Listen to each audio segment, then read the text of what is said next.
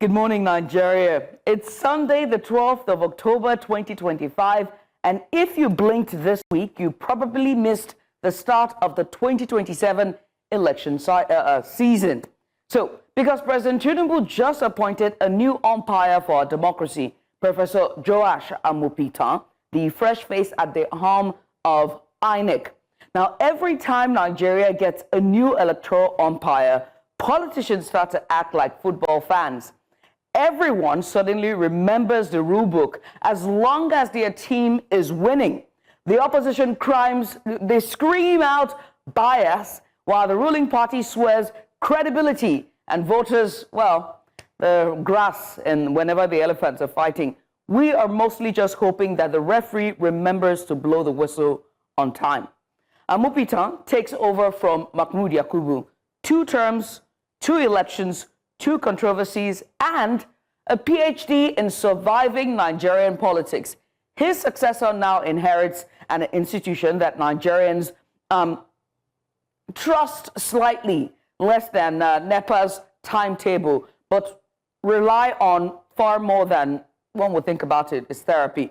Because elections here are both a trauma and at the same time tradition. Meanwhile, elsewhere in the week, the same word kept echoing, and that word is trust. From the forgery scandal that is rocking a former minister to the Emir of Kano reminding leaders that governance is a service, not a throne. It's all the same story told in different accents or in different language, sometimes in different body languages. Nigeria's problems isn't law or lack of laws. It's lack of honesty and lack of sincerity, lack of political will. And just when you thought the drama couldn't even travel, our neighbors in Cameroon, they head to the polls today under very tight security and even tighter nerves. Democracy, it seems, is on a continental road trip, one would say, with the potholes included. So back at home, very recently this week, we also learned that, that poverty is shaving years off our life expectancy. The average Nigerian now lives about 55 years. 65 if you avoid bad hospitals, bad roads, and bad governance. 65 is guaranteed for you, which means many of us are living twice as fast just to catch up. Think about it. That is wild. So as we welcome the new INEC boss and inch towards 2027, because if you blink, you might just wake up in 2027. Maybe the real question then will be, it won't be about who counts the votes, but who still believes that the count actually matters, given all that we saw in 2022. Because in the end, democracy is only as strong as the faith of the people who keep showing up, rain, shine, Beaver's failure, or power outage. And that, ladies and gentlemen, is your Sunday morning reminder that in Nigeria, even the referees, in this case INEC, might just need referees. As always, welcome to Breakfast Extra, where the stories are strong, as well as the truth sometimes will be up for debate, as far as Nigeria is concerned. Good morning to you, yeah. Good morning, Judith. About Amupitan, I say let's wait and see. I'm looking forward. I've heard good things about the man. Very apolitical, they say. But how apolitical can you be in a dispensation such as this? I guess we'll come to find out come 2027. It's only a matter of time. Yes, indeed. All right, let's get started, shall we? Ladies and gentlemen, grab your coffees, your akara, your awagoin. And let's do it. Breakfast Extra for a Sunday morning.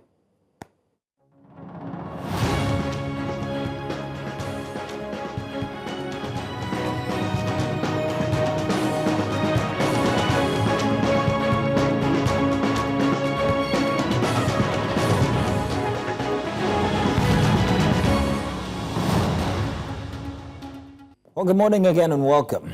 You're watching Breakfast Extra, your weekend window into the stories, the people, and the ideas shaping our world. And as always, we've got a very full plate for you. Power-packed show lineup here for a Sunday, October 12th, 2025. Today on Breakfast Extra, it's politics, power, and public policy in motion. We begin with the road to 2027. President Bola Tinubu, as he appoints a new INEC Chairman, Professor Joash Amupitan. We just spoke about him. What does this mean for the electoral credibility and the countdown to 2027? We'll be joined by Michael Abu, publisher of the Nigerian Post, to unpack the implications of this pivotal appointment. Then we cross the border to Cameroon, where millions are voting in an election steeped in tension and transition. Our very own Kathleen Ndongmo and journalist Sharon Jakes will bring us the latest on the polls, security situation, and also what's at stake as Africa's oldest leader seeks yet another term. Yes, you heard right. And back home here, the storm isn't over the Nigerian political class. Well, we examine the forgery scandal that led to the resignation of former Minister Uche Nnaji and the growing calls for prosecution, not just apology. We'll speak with Mart Obono, Executive Director of TAP Initiative, as we ask, when will integrity truly matter in public office? And staying with Cameroon, as ballots roll and votes are tallied, we revisit the big picture, democracy in the spotlight, and the challenges of political renewal in Central Africa. So News Central's Kathleen Ndongmo will also be present then, as well as she'll be covering from Yaoundé later on. The Emir of Kano, by the way, and former CBN Governor, His Royal Highness Muhammadu Sanusi II, has weighed in on Nigeria's economic direction, from inflation to reforms and policy consistency. Joining us later to break this down, we have two economic minds, Nnaemeka Obiaraeri, investment banking executive, and also Professor Ken Ife, development economist and public policy analyst, all here. Like I said from before, I promised the packed show. That's what you're going to get today. And of course, Judith is here with me. Ooh. Excited once again, I will say, about Amupitan's appointment. Has he been appointed yet? Because it has to be sent to the Senate. Yeah, it has to be sent for screening. But if we know anything about our politics, it's best to start sending him your congratulations, congratulatory hampers. But what are the interests here? If he's been appointed by the president, APC dispensation, what do you think that's going to happen? That's going to cause? I heard so much, did a little bit of research about the individual, find out he's a very upstanding person, very upstanding lawyer, very apolitical, has taken a few concepts to court before himself and has also succeeded. But now that you're being put inside such of a dynamic, what's going to happen? Well, only time will tell, but whether or not he's upstanding, one can say the same for everybody else who's also had that office, whether it's Jega or, Jega comes to mind very quickly. Jega had a very, very, very illustrious history or career before he went on to become the INEC Chairman. And we saw when he got in all the controversies that trailed his chairmanship and his tenure. Same goes for Mahmoud Yakubu. Both academia, both public service, both have done extremely well. And when they got in, it seems that the office always has its own challenges. Of being so I'll leave it at that. So as much as I want to say that, he might be upstanding, yes, he might be apolitical, yes. You must be when you're in public service, and that's expected of you. That's an oath that you take, that you have to serve the people. I'm not going to give anyone credit. Not yet. Wait and see. Not yet. All right, so let's take a quick break. We've got the dailies ready for us. We'll be giving you what the front pages have in store. We'll be right back.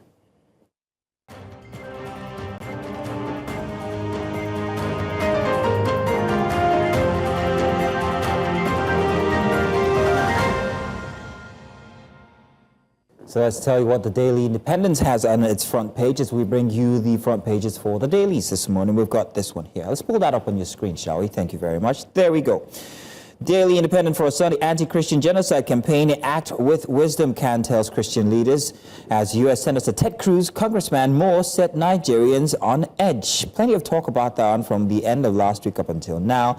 Plenty of focus on Nigeria when there's plenty much more elsewhere in the world. But why exactly? I think that there are other interests that are at play here that we are not considering yet. It will all come to the fore or bubble up to the surface. Defections. I can't determine decisions of my colleague, Governor Mohammed, and under that police arrest all suspect killers of Arise News presenter. Sad story, that one. Presidency releases details of presidential pardon and clemency.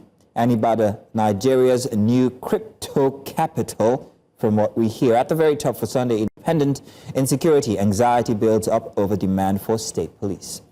Let's take a look now at our next paper, and this would be the Nation newspaper for a Sunday. Front page for The Nation. Bola Mohammed, action of defecting PDP governors cowardly. That's Bala Mohammed, I beg your pardon. Says many leaving for personal interest.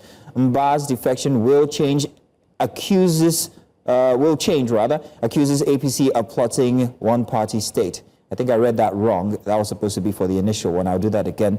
It says many leaving for personal interest, accuses APC of plotting one-party state. And on the other hand, Mba's defection will change Igbo's story in APC, says Moye. Tinubu vows to sustain APC's founding agreement, and Bauchi senator quits the PDP. Once again, another one bites the dust. Why Tinubu pardoned reduced sentences of Vatsa, Lawan, Sanda, 172 others on the says the presidency. Government releases comprehensive list of 175 beneficiaries, and security operatives intercept $6.1 million cash at Lagos airport. EFCC probes 2 suspects over undeclared foreign currency. Plenty of spotlight on the Nigerian aviation security / aviation lately. Akpabio, no member can hold Senate hostage, and Umahi hits back at Makinde over Lagos-Calabar highway cost. Says he's governor's senior in engineering practice.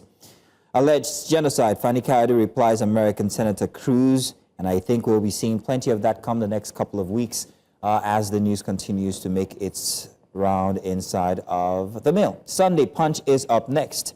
Ex-INEC Chair Mahmood Yakubu, tech improved, polls but can't end electoral flaws. I always enjoy hearing where people who were in public office finally leave and they get to tell us the details of what they left behind. It's like an eye-opener into what we are dealing with. It continues, says technical glitches, violence, vote buying, persistent challenges. Oh, he's singing. And PDP LP knock Yakubu as ADC and NPP task incoming chair. To the side of that, I'm worried over defections to APC, PDP Governors Forum Chair says, and EFCC probes $6 million, 53,000 pound cash movement at Lagos Airport. How I conquered stage 4, breast cancer, says media consultant Ikejani. And when marriage pays, quiet rise of spousal payments in Nigerian companies. And I was dismissed from Catholic mission for refusing to be temple prostitute, ex-reverend sister tells. Very strange. Well, we have the Vanguard for our next daily this morning, so let's take a look at that one up on your screens right now. Sunday Vanguard has this front and center. 2027 CSOs put Amupitan on hot seat, adamant on electoral reform as new INEC chair faces Senate hurdles. What has he inherited? We will find out. Already, Yakub is beginning to sing and tell what we might be facing when it comes to our next elections. You are my junior Makinde Umahi clash over Lagos-Calabar Coastal Road. Yes, battle for supremacy. And EFCC probes passenger arrest with 6,180. Hang on, I'm getting that wrong. It's $6,180 and 58,415 pounds at Lagos Airport. And Super Eagles escape death after aircraft makes emergency landing in Luanda.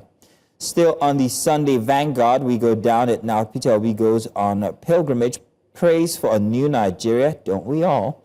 And new defections deplete the opposition. We won't surrender to APC, says the PDP. You and whose army, I ask? Bandits meat sold in the south. Very interesting story here, inside story of how kingpins, thousands of followers, relocate from northwest to Kwara, close to the market for the disposal of proceeds of their criminal activities, rustled cattle, which is southern Nigeria. And I think that's as much as we can take for the front page of the Vanguard newspaper. And indeed, that's as much as we can take for the dailies. Let's get set now for our very first conversation. The road to 2027. Tinubu appoints new INEC Chairman. Let's get ready for that conversation with our guest whom we'll be having on soon. Let's go on a break now. We'll be back. Welcome. It's time for our very first big story. Judith joins me in a minute. Let's turn our spotlight to what might be one of the most consequential appointments ahead of 2027 general elections. Just only last week, President Bola Tinubu formally nominated Professor Joash Amupitan as the new chairman of the Independent National Electoral Commission. a decision unanimously approved by the National Council of State.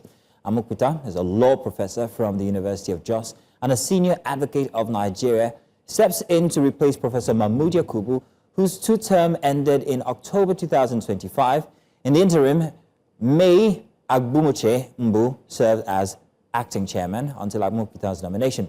Now, this is a momentous shift with high expectations, criticisms, and questions from stakeholders across Nigeria's political landscape. What does Amupitan's appointment portend for the credibility of our elections, the confidence of Nigerians, and the balance of political power in 2027? Well, to help us unpack this, joining now is Dr. Michael Abu, publisher of the Nigerian Post. Dr. Abu, thank you very much for joining us this morning. So sorry we had to pull you out of church. But Dr. Abu, do let us know. Let's begin.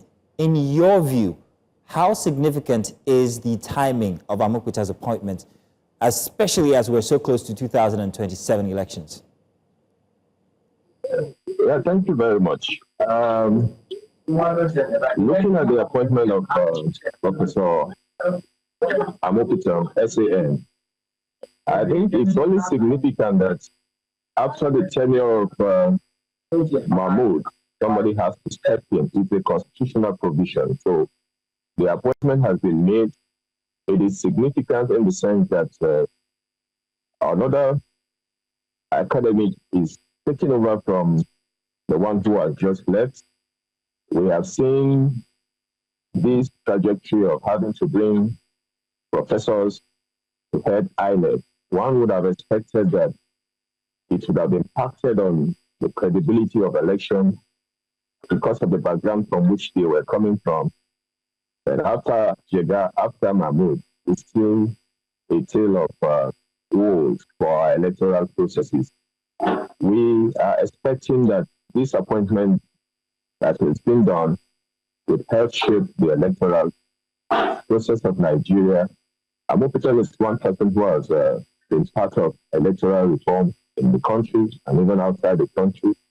He has had to do a lot of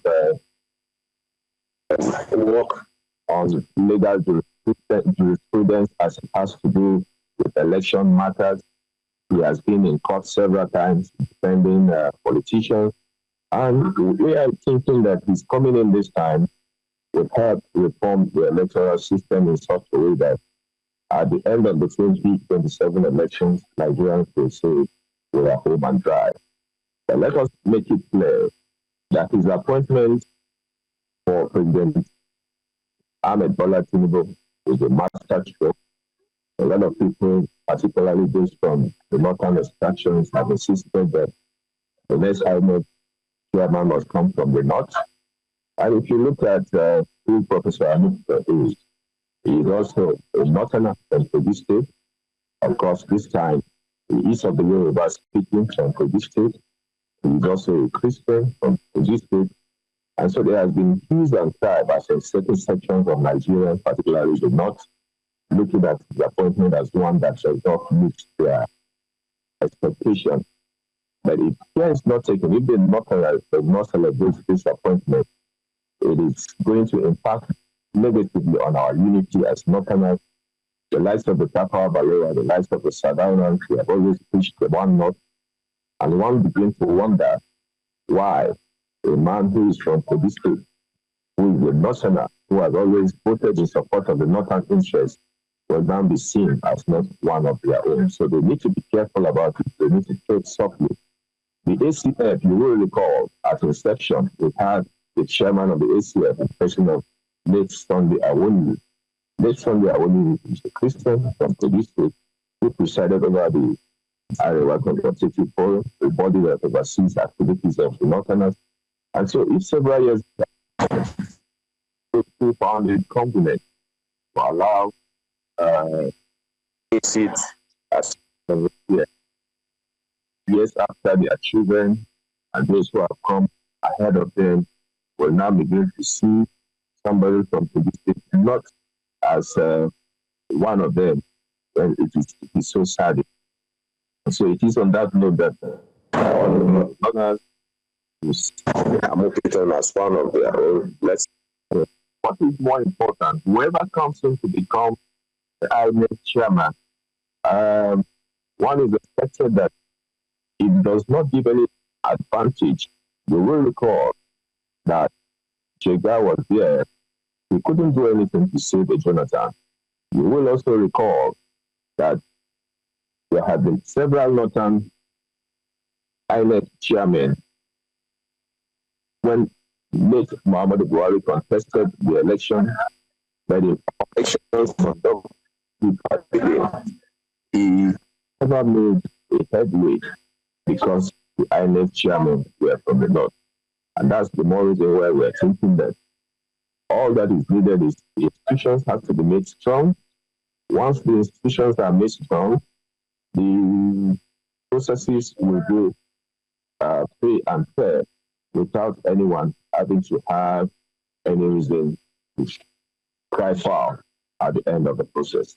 Now, Dr. Abu, there is another matter that I would like to ask here, and it is that for every time that we bring up the subject of Professor Amupitan, there is always consideration given to his language, consideration given to his region, consideration given to his political leaning, which many say is apolitical, and consideration given to, well, the many, you've mentioned quite a few. Why is it important to consider these things as he's entering this role as INEC chairman? What dynamics could they bring in the future?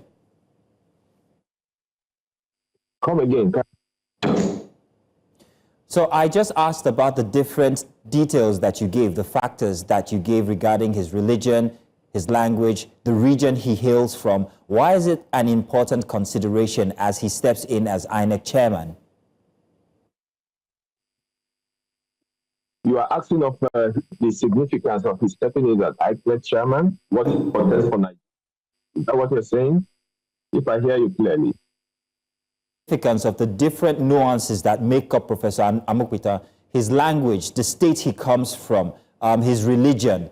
Why are these important considerations, and what effect would it have on his role? Well, I just said, I must say that it's not going to have any effect whatsoever. Language, ethnicity, your geographical location, all of these do not have any significance on the electoral process.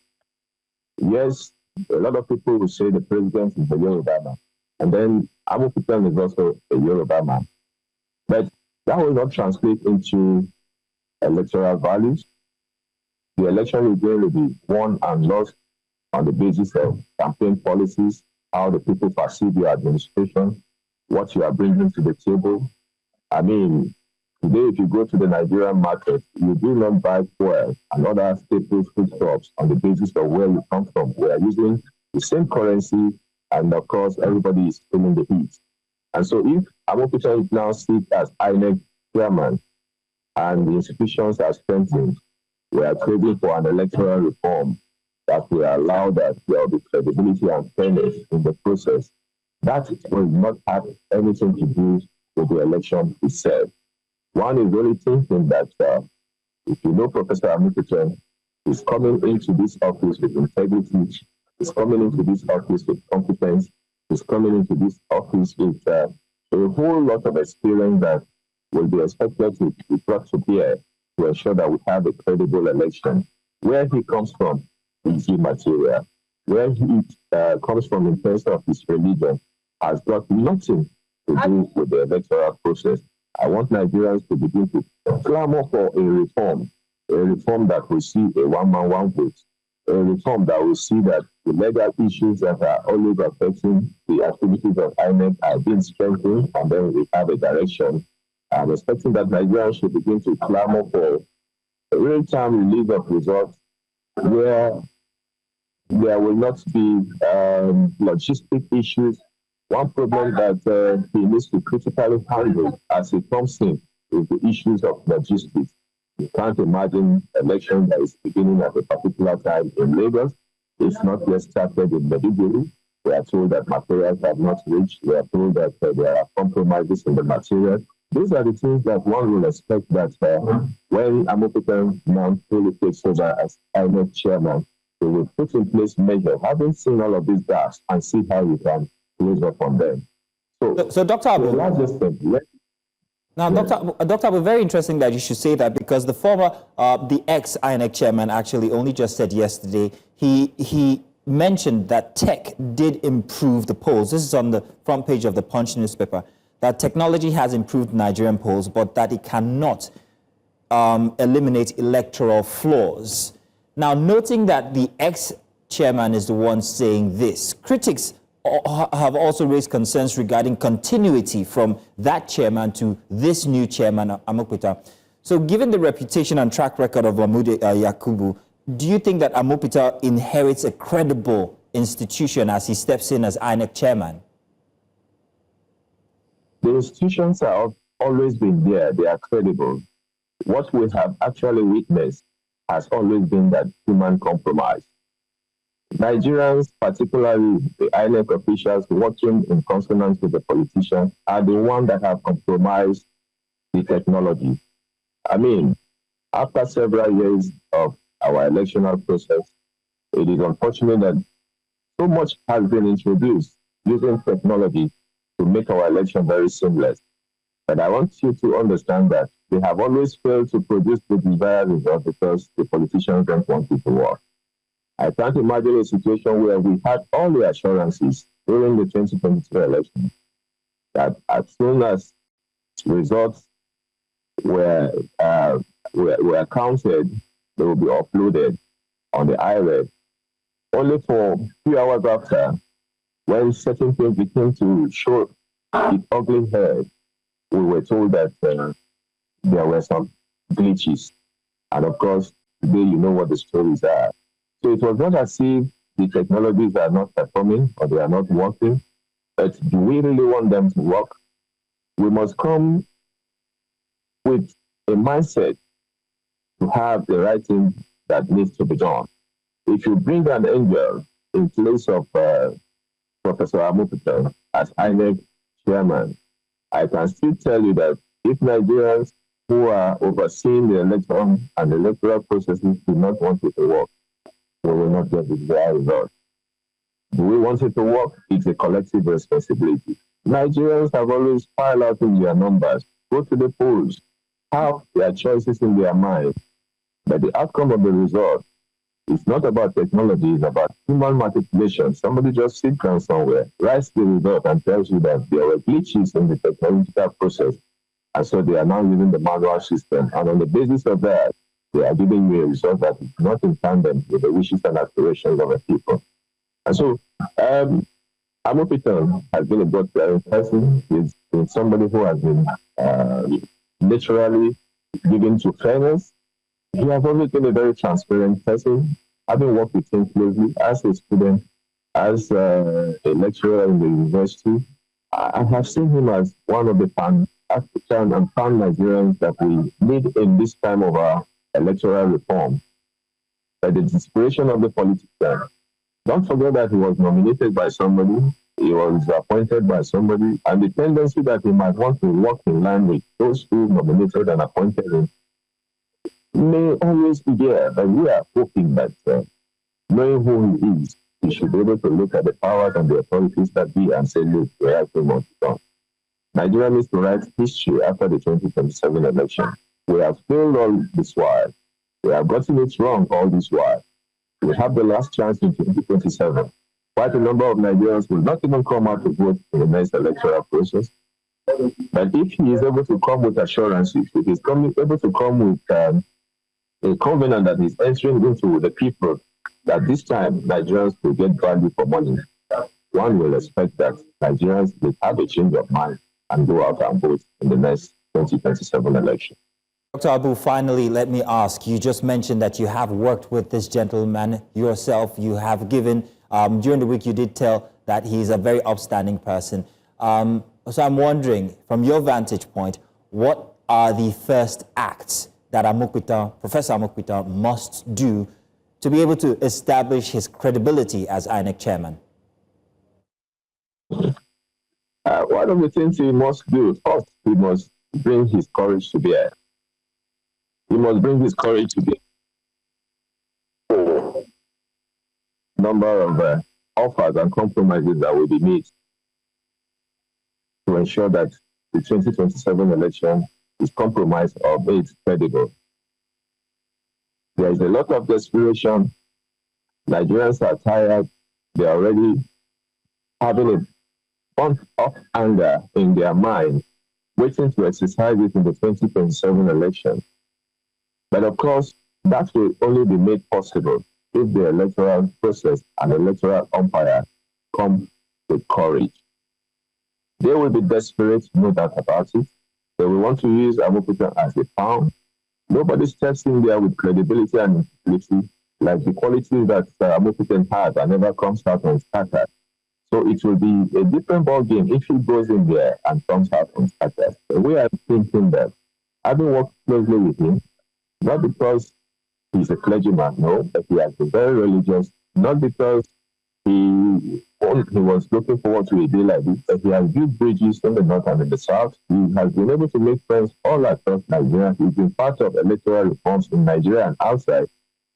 I think it was providence that is working towards a day like this, that one day he will be made the INEC Chairman so that he can bring in all of those experiences to bear. All that he needs, technology are there. You have the human resources, you have the financial resources. The amount of money that is being spent in organizing the Nigerian election is so stupendous that you have no reason to pay it. All that is needed is for you to have the mindset that I'm coming in with courage, the right thing must be done, irrespective of whose house is called. Think about the over 200 million Nigerians. Think about the vulnerable. Think about those who want good governance. Think about those who want to elect leaders of their choice. Let those be the decision that should be uppermost in his mind as he settles down to begin the process towards having an electoral reform and a credible election in 2027. We must begin to see visibly a reform that needs to be carried out. The processes have not started. It can be slow. And like I always say, if by February 2026, those processes are not completed and put in place, it is as good as saying we are still remaining in the same old place where we are, because with the process we have now, with the kind of structures we have now, I don't think we might have a credible election if these gaps that we have noticed over time are not corrected. Dr. Michael Abu, publisher of the Nigerian Post, want to say thank you very much, sir, for giving us these few minutes to discuss this very important conversation here about the appointment of the new INEC Chairman, Professor Joash Amupitan. Thank you very much, sir, for being with us this morning. Thank you indeed. Thank you very much. I appreciate you. We appreciate you more. Thank you indeed. What a conversation there. And of course, Judith is back in the studio with me. Judith, I just had a very interesting conversation there with Dr. Michael Abu. During the week, he was on the news with me, and we talked about, well, albeit there wasn't plenty of time then, but that's why we had to bring him back. He had worked with Professor Amupitan, told about his upstanding nature, and makes you hunger to see exactly what he is going to do as INEC Chairman. So that's why this morning I kept saying, I want to wait and see. I'm so eager to see what he is going to do. And I think that perhaps maybe this will be the one change that plenty of people will align with when it comes to the electoral body. Well, you asked a very critical question, and I think that's a question everyone's been asking. It's about whether or not he has inherited a facility or an organization that is that has a lot of I won't say controversy, credibility at stake. Its credibility is at stake, but most importantly, is the structure itself. We are at the juncture of our democracy where now more than ever we really do want our votes to count, and we want to see a little bit of transparency, a lot of transparency, and whatever is promised is delivered. And that was the issue with Muhammadu Yakubu, because going into the 2022 elections, he said severally, even at Chatham House London, about the technology of beavers and seeing it fail, and then coming out to say, well, technology have improved. Mahmoud, I'll tell you what, let's wait for his book. So we always find so much is revealed when these public holders, public office holders come up with it. But I've got a book, and the book will tell. And then they announce it's a tell-all. And then that's the thing about history, isn't it? It's just it's a tell-all from your perspective, and some way to counter what they perceive to be a single story. But I also think it's gaslighting when you think about it, because because it's a shared collective, right?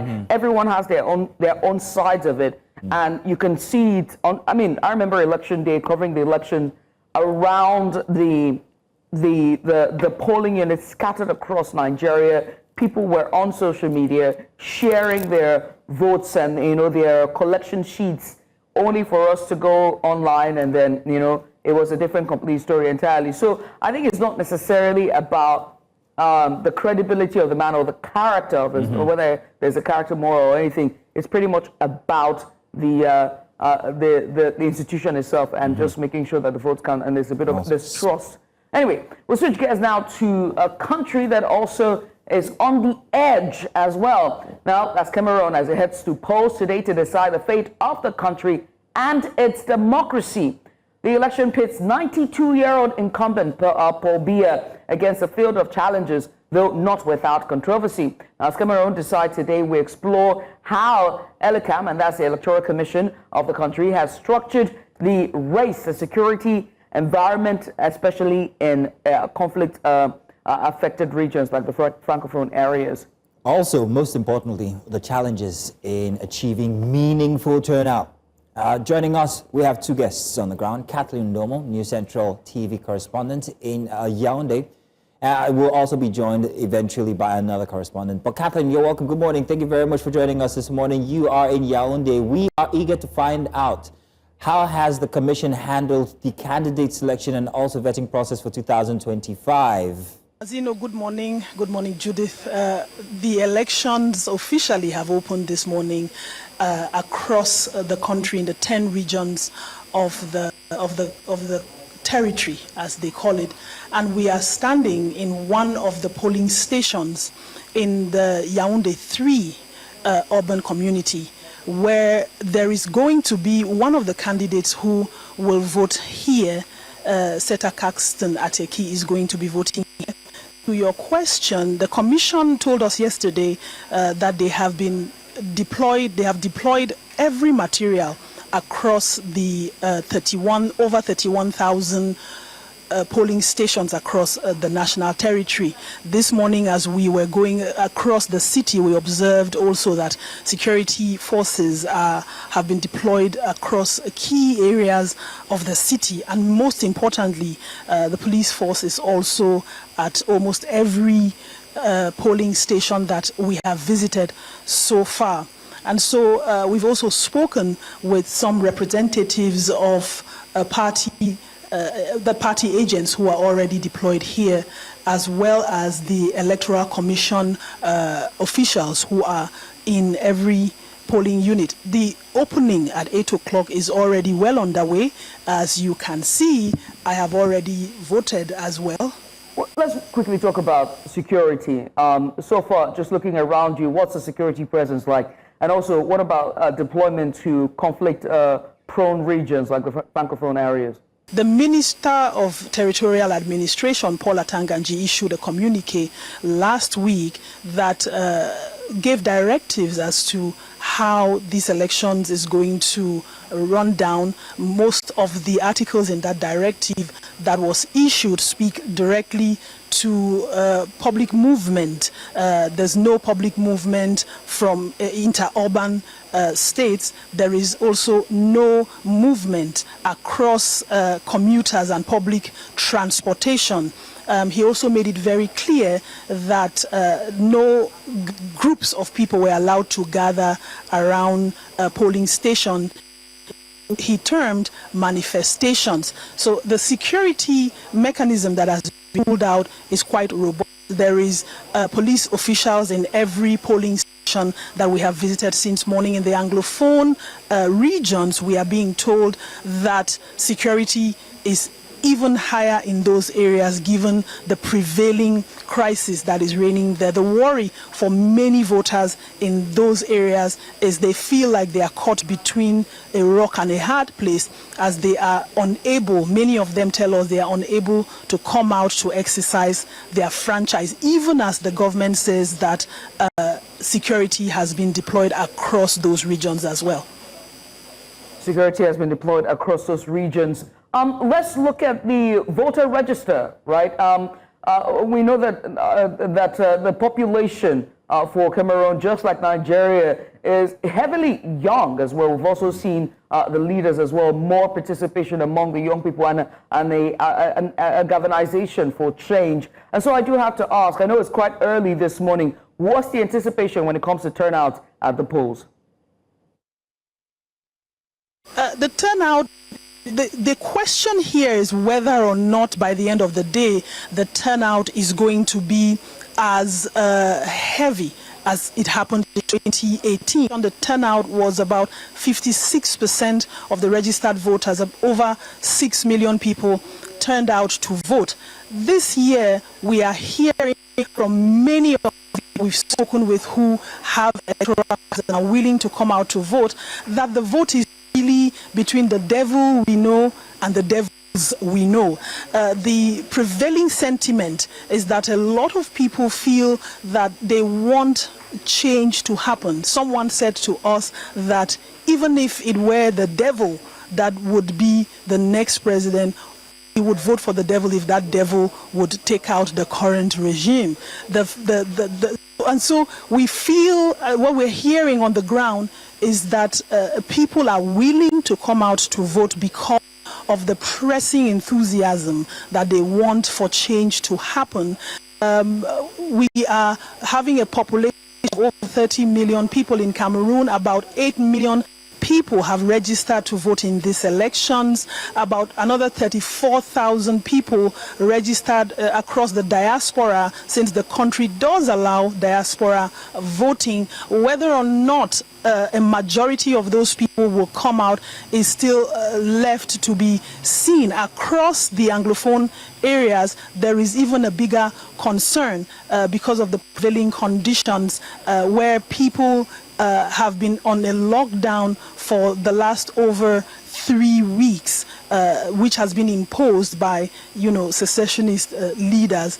The government itself has made it clear that it is taking security very seriously in those areas, but that is left to be seen, as the worry that a lot of voters have in the Anglophone regions is that they may come out to vote and then the consequences post-vote are not guaranteed. And so we are looking at maybe at the end of the day to have across the 10 regions of the country a voter outcome that is higher than the 56% that occurred in 2018. Kathleen, I'm going to come back and ask a question regarding what it might be after the votes, especially for the Anglophone regions. But first off, you spoke about enthusiasm by the electorate. Let's juxtapose that with the mechanism for the elections. ELECAM has its own process that it has to uphold when it comes to credibility, however it might be. But then there's also mechanism when it comes to the electorate themselves. With a very huge youth population, a president at 85 years old, and a disconnect between him and the populace, what mechanism are the youth using to establish their presence when it comes to the votes that are about to happen today? In Nigeria, we saw plenty of social media use. Is it the same there in Cameroon currently? Mazino, there's been a lot of campaigns that have been differentiated in this particular election. It started with, candidates who went to the Electoral Commission for registration, and we know that one of the most popular candidates was ultimately Biya. That immediately set the tone for the level of transparency and credibility that would occur in these elections. A lot of young people who had thought that they had a firm choice during this election then began to feel quite disillusioned. Still, we observed that most of the campaign happened door to door.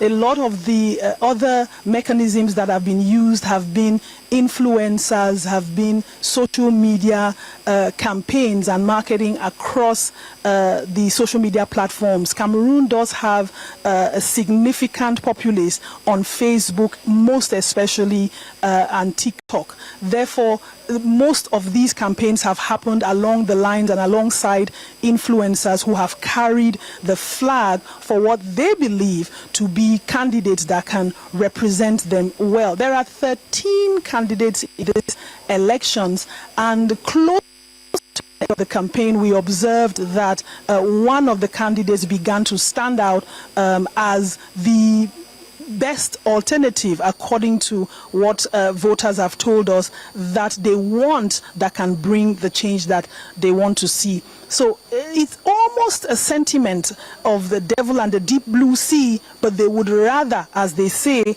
have anything but what is currently being as the ruling party. I have to ask you about the process. We're talking about process. Let's talk about the process of ELECAM to ensure transparency and accountability. As the polls were closed today, counting, what are they employing to make sure that the votes do count for the people of Cameroon? We saw here in Nigeria with beavers and technology. Is that being employed with ELECAM? But most importantly, we also did hear about in the news where they said when people finish voting, they should disperse and go back home. What's the sentiment regarding accountability and transparency, and most importantly, ELECAM's process when it comes to collation of the votes? We have visited about 4 polling stations this morning, and yesterday we were at ELECAM's headquarters. We had the opportunity to speak with officials. We also had the communique from the press briefing from the general manager of ELECAM himself, what they've in place to ensure that these elections and the results are captured transparently and credibly. There's about 107 registered elections monitors who are hopefully going to be in polling stations. This particular station where we are, we've entered a few of the units and observed that there are party agents here to also monitor the elections. At this time, we have not been able to see any election monitor. Hopefully, by the middle of the day and the end of the day, we would also observe that. ELECAM is also telling us that voters are allowed to vote and remain at the process of the election and the counting. If I can just give you a small picture, voting here, there's 13 candidates and 13 ballot papers. We have in Cameroon one single ballot paper where you print. We actually have 13 different ballot papers with every single candidate's picture and party and representing color on that ballot paper.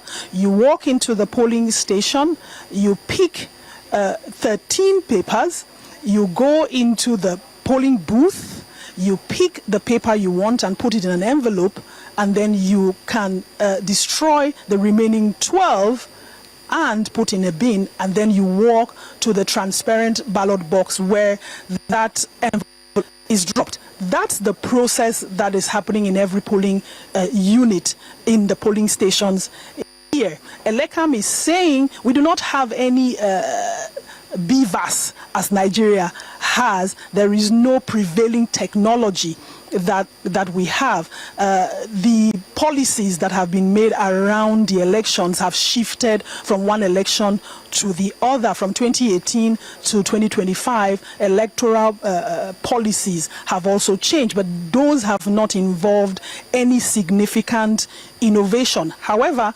there are independent private groups and organizations that have also set up platforms. Some are platforms for counting elections, some for counting the elections independently. Some have been platforms to unite people to become elections independent monitors from one unit and polling station to another. That's what has been observed so far. It is almost a concerted effort between the official public agency and private bodies and individuals who want to be assured and to see their votes actually count, given the experiences of the past where credibility and transparency have been a prevailing issue in elections in Cameroon. Kathleen, thank you very much for giving us details as we wait to see the election commence. We'll be coming back to you at certain times to give us updates, and also we have another correspondent in Cameroon as well. But thank you very much for this much that you have delivered so far. Thank you. Kathleen Ndongmo there, our correspondent and also the head of digital for News Central Live in the capital of Cameroon, Yaoundé. Let's go on a short break, shall we? When we return, Mazzino is on standby to bring you the breakfast headlines. Stay with us. Good morning again. My name is Mazzino Appeal, and here are the headlines this morning inside of Breakfast Extra. Opposition lawmakers in the National Assembly have expressed support for the appointment of Professor Joash Amupitan as chairman of the Independent National Electoral Commission, INEC, following his nomination by President Bola Tinubu. Amupitan, a senior advocate of Nigeria, was put forward to succeed Professor Mahmoud Yakubu, whose tenure ends in October 2025. His nomination was presented at the recent National Council of State meeting. Speaking in Abuja, the lawmakers, led by Ikenga Ugochinyere, cited Amupitan's legal expertise, academic background, and experience in electoral law as strong qualifications for the role. And away from that, President Bola Tinubu has reaffirmed the commitment of his administration to the transparent and accountable utilization of public resources. President Tinubu made this known while receiving the presidents of the International Federation of Accountants, Jean Buku, and the Institution of Chartered Accountants of Nigeria, Haruna Yahaya, at the State House in Abuja, saying that they remain the cornerstone of his administration's economic reforms. News Central's State House correspondent Bettina Nweli here reports. President Bola Tinubu described the accountancy profession as a symbol of transparency and information disclosure, adding that a strong accounting framework is vital to Nigeria's economic recovery. The president assured the delegation that his administration would support the ongoing review of the Accountancy Act and work closely with the National Assembly to ensure timely passage of the amendment. I'm grateful for the contribution of your dedicated professionals. The tax reform is with excellent commitment and diligence and set Nigeria on the path of resilience that we look for. On their part, IFAC President Jean Bocot commended Nigeria's fiscal and tax reforms, describing them as bold and impressive steps towards economic stability. ICANN President Malam Haruna Yahaya, who led the delegation, expressed ICANN's full support for President Tinubu's reform agenda, particularly the new tax policy, expected to take effect from January 1, 2026. And this reform, the fiscal reform and tax, the fiscal policy and tax reform is really impressive. It is impressive both by the magnitude and also by the way that it is implemented with the bill at the parliament and the meeting and the beginning, if I understand well, 1st of January 2026. The inflation is coming down, food price is coming down, the queue has disappeared from filling stations, Naira has stabilized and is even appreciating, and so many things like that. These are part of the reforms that Mr. President has introduced. The meeting ended with a renewed commitment from both local and international accounting bodies to work with the federal government in entrenching fiscal discipline, transparency, and accountability as Nigeria continues on the path of economic reform.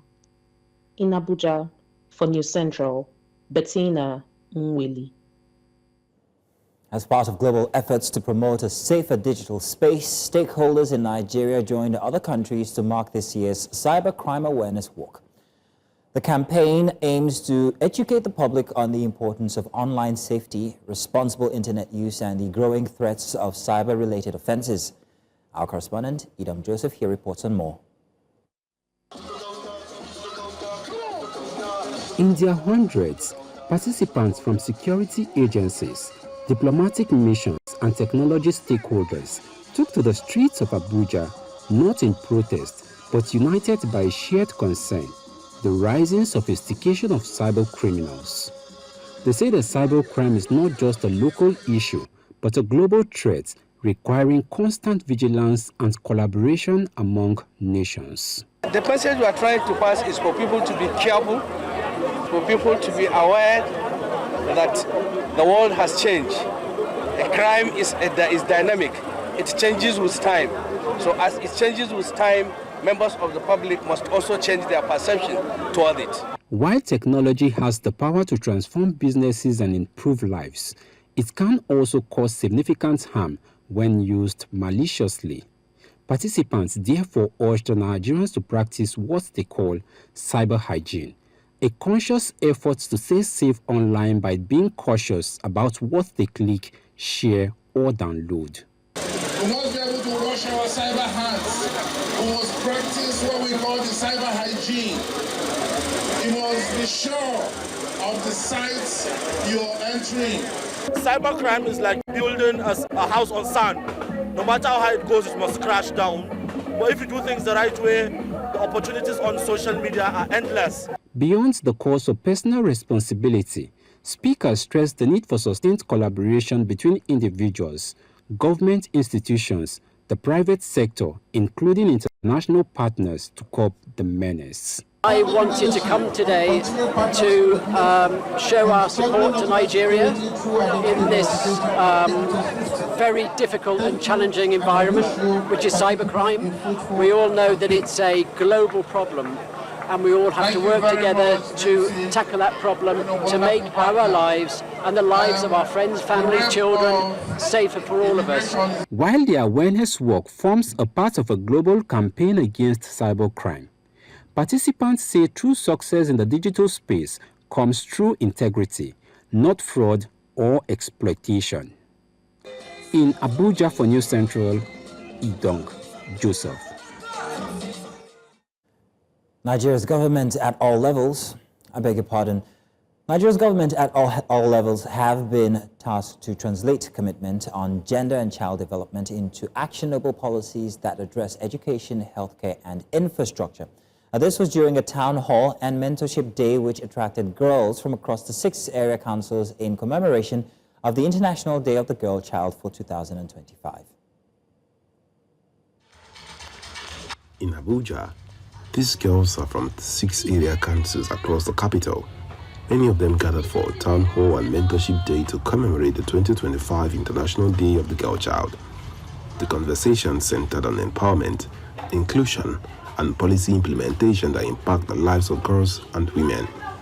Stakeholders at the event urged government at all levels to translate commitment on gender and child development into actionable policies that address education, healthcare, and infrastructure. So on this International Day of the Girl Child 2025, we're asking our government to please prioritize domestication of all the policies that really impact on the development of children, the development of women, the mothers, healthcare policies, education, infrastructure, all of these, everything contributes to making life more meaningful. And when citizens are happy, when citizens are well catered for, they are in a better position to contribute positively to the development of our nation. For advocates, they say the message of empowerment must also start from within, encouraging girls to believe in their strength and potential. And my message to them is that they are enough, they are the change that we need, and they are the change makers, and we depend on them for today and for tomorrow. And I know that our girls are very strong and they are reliable, and they will be the ones that will make Nigeria even greater than we are today.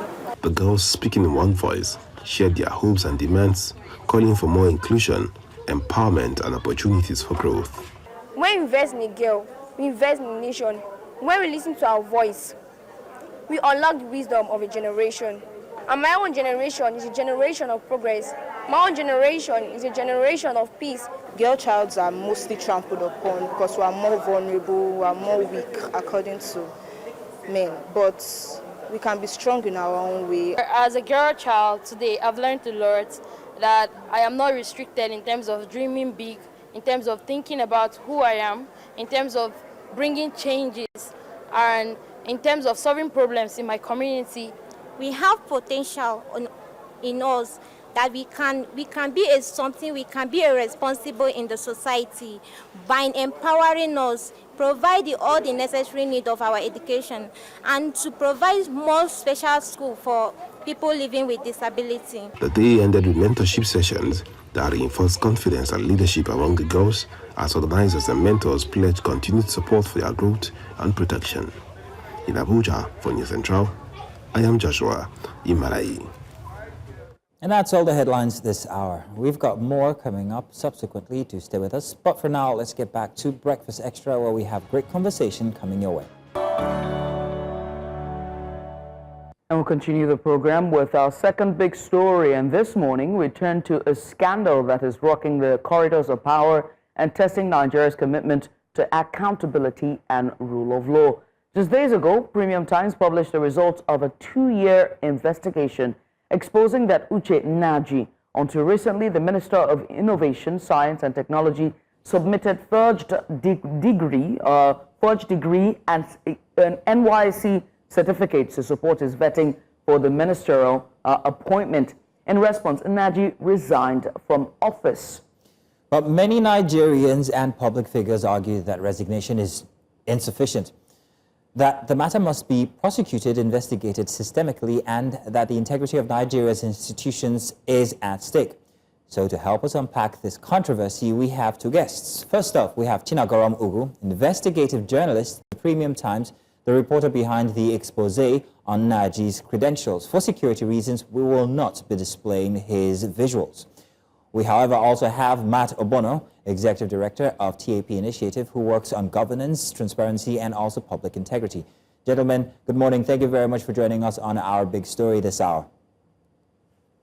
Thank you for having me. Good morning. Let me start with Chinagoro, because you are the one who, and your team are those who did this expose.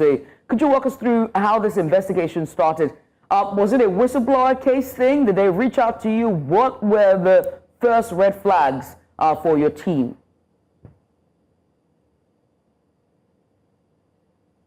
Chinagorom, if you can hear me.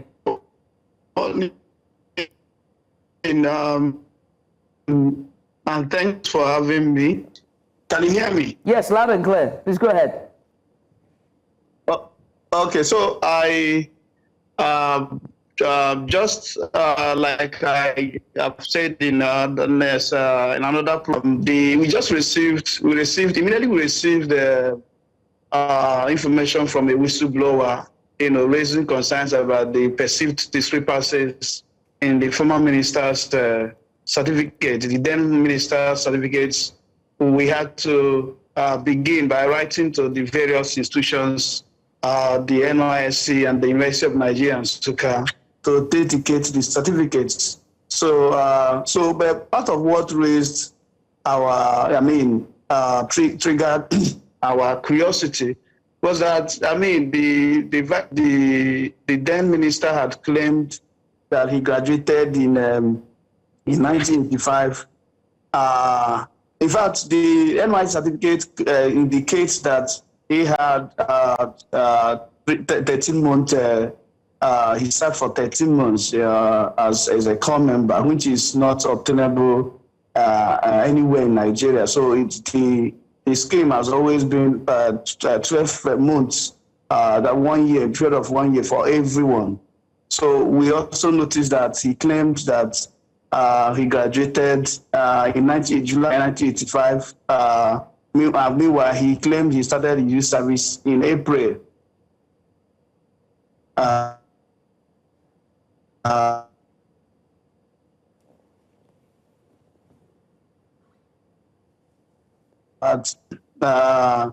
He graduated. He saw some credentials from correspondence between him and the University of Nigeria at 96. In expressing his intention to rewrite his failed courses. So those things triggered our curiosity to investigate more, and that's how we arrived at what we have now.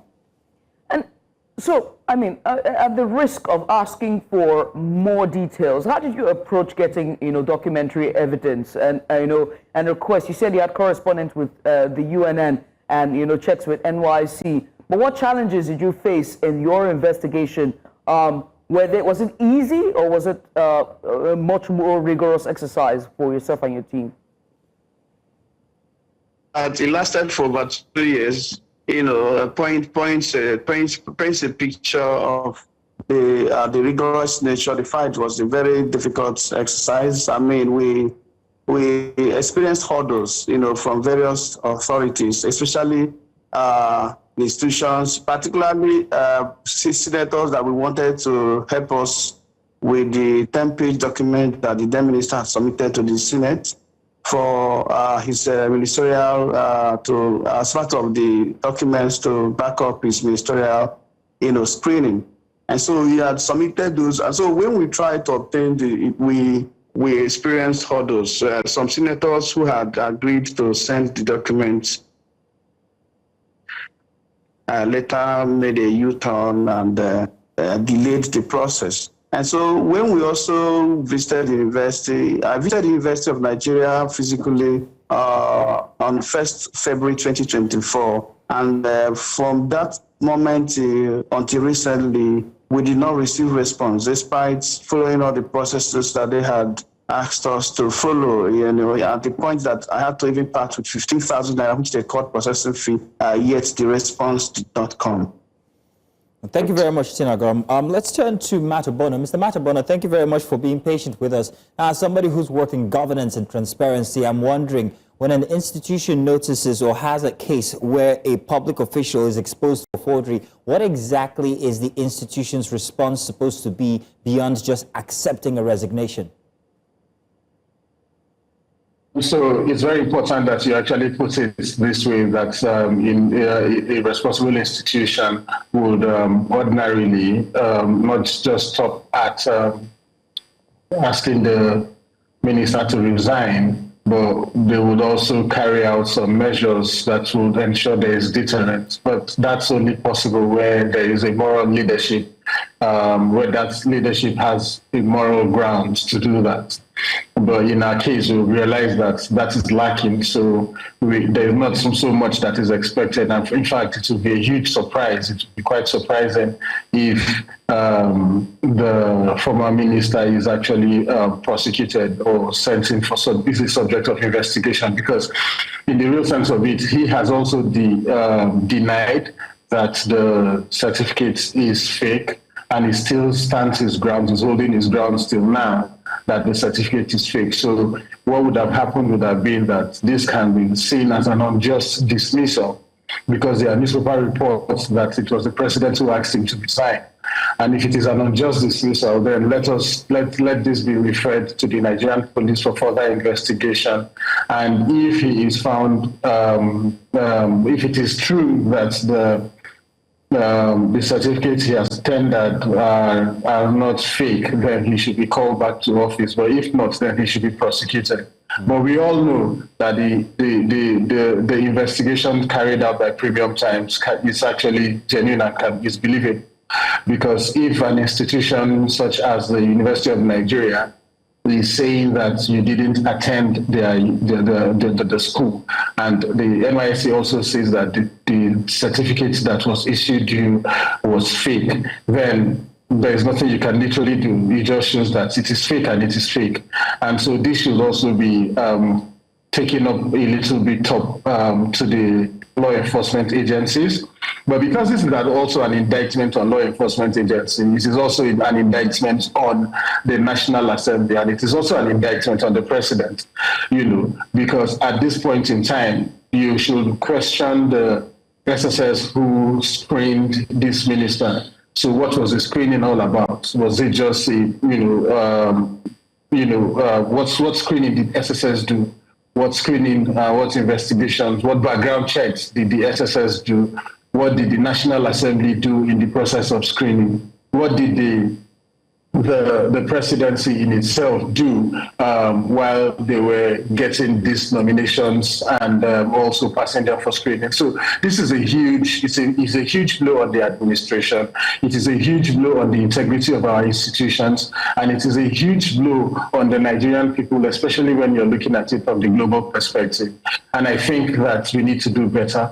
But like I said, the moral leadership is lacking in this administration to even call anyone to book to say, okay, we need to investigate this and prosecute this person and send this person to jail. Because even if you look at the state pardons that have been given by the president lately, you will see that it buttresses the point that I'm talking about, that this administration lacks moral leadership to do anything. Because how are you granting people pardon for drug convictions, for murder, for corruption, and all whatnot? And then we actually really don't see people who actually went through political prisoners of conscience being granted pardon, as it were. So it's a huge blow on the administration, and I doubt that this will go away anytime soon. Thank you very much, Matt. I'm going to come back to Chinagorom. Chinagorom, going by your report, going by your investigation, if this is, I should ask, is this a sample of the level of rot that we have when it comes to public offices in Nigeria? And how big of a situation are we looking at?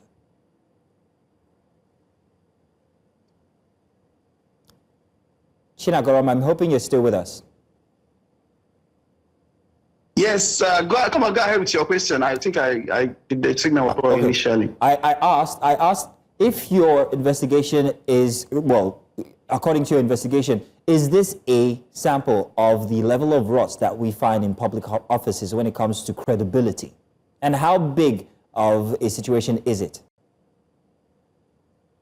Yes, just like the former speaker said, the last speaker said, I think it is really, a national embarrassment to the fact that the person who is occupying such a big office as the Minister of Science and Technology will be guilty of this kind of forgery, certificate forgery. So it is also an indictment on not just the government, but other institutions that are supposed to flag down this problem, this forgery.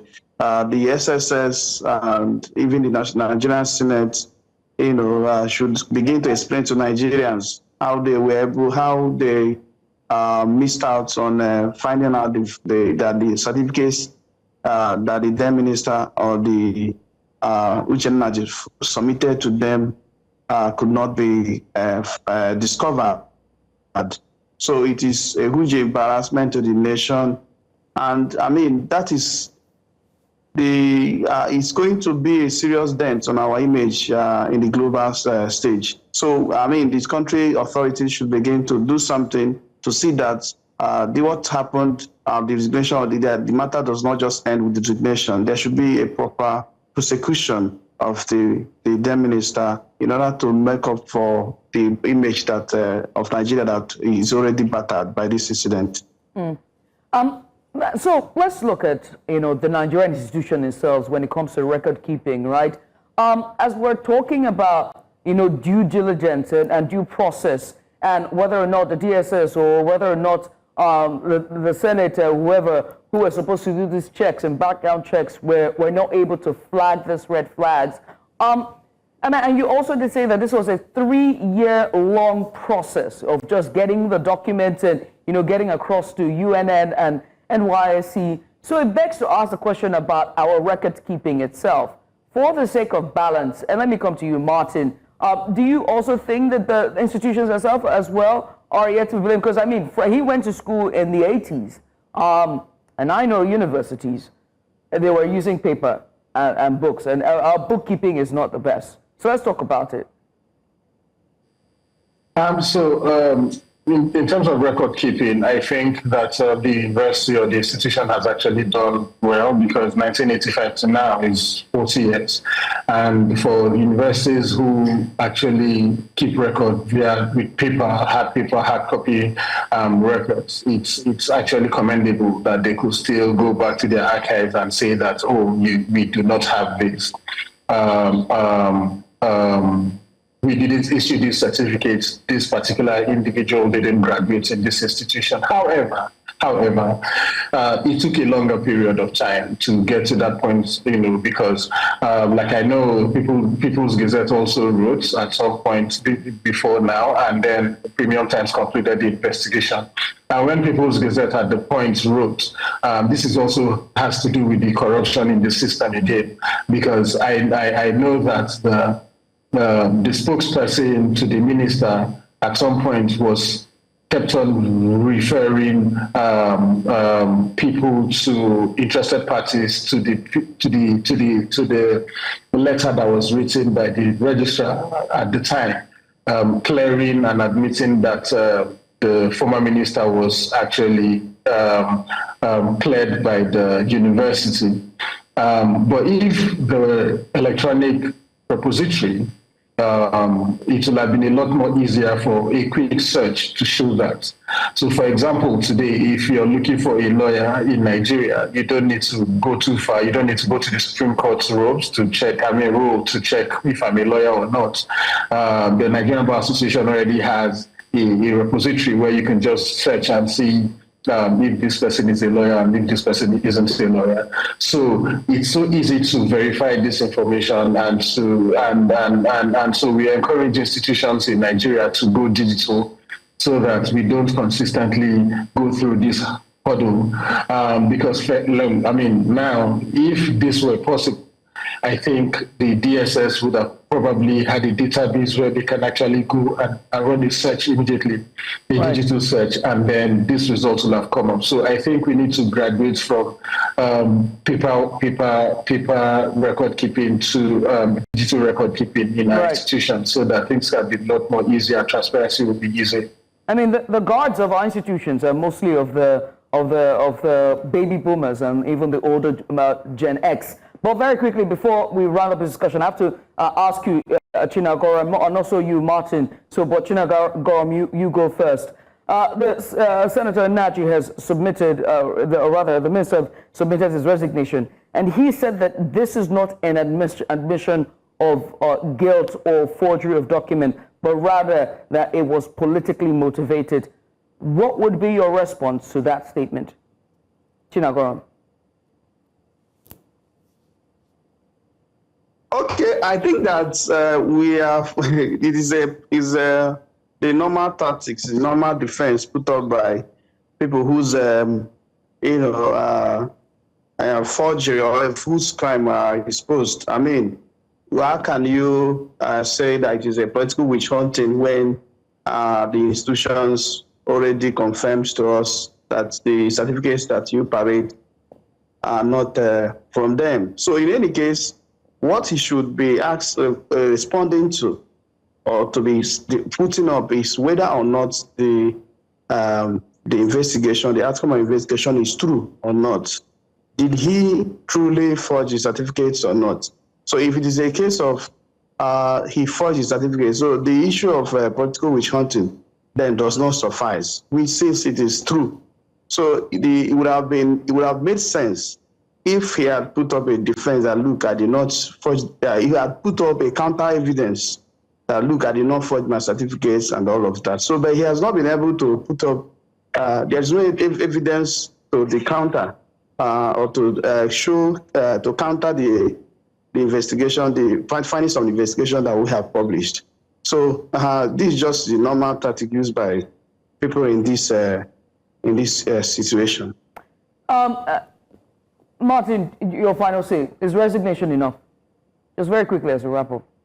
His resignation is not enough, and his statement actually indicts the president, if we look at it, because it was the president who actually asked him to resign. He wasn't going to resign.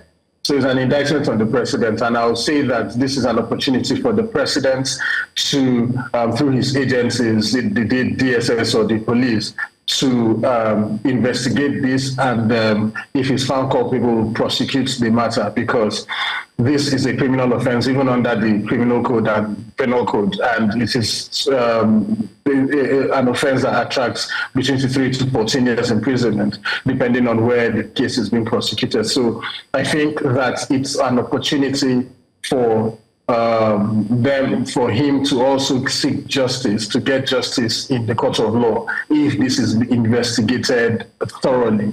So again, he can actually decide that because he resigned and he considers himself innocent, he can also go to court. Let him approach the court and let's see what the outcome of the court's decision will be.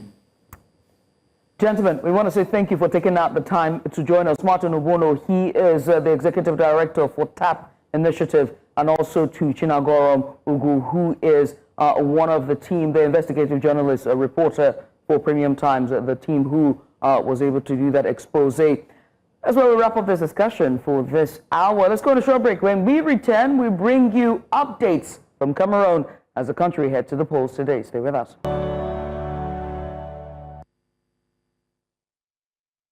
Welcome back. Still the second hour here for Breakfast Extra Sunday edition. As Cameroon decides 2025, let's bring you live updates, commentary, and on-the-ground insight into how the polls are unfolding. Already across Cameroon, polling units are opening as the stakes are high, with longtime President Paul Biya seeking an 8th term. Controversies over the exclusion of major opposition voices and ongoing conflict in Anglophone regions, the election is under intense scrutiny.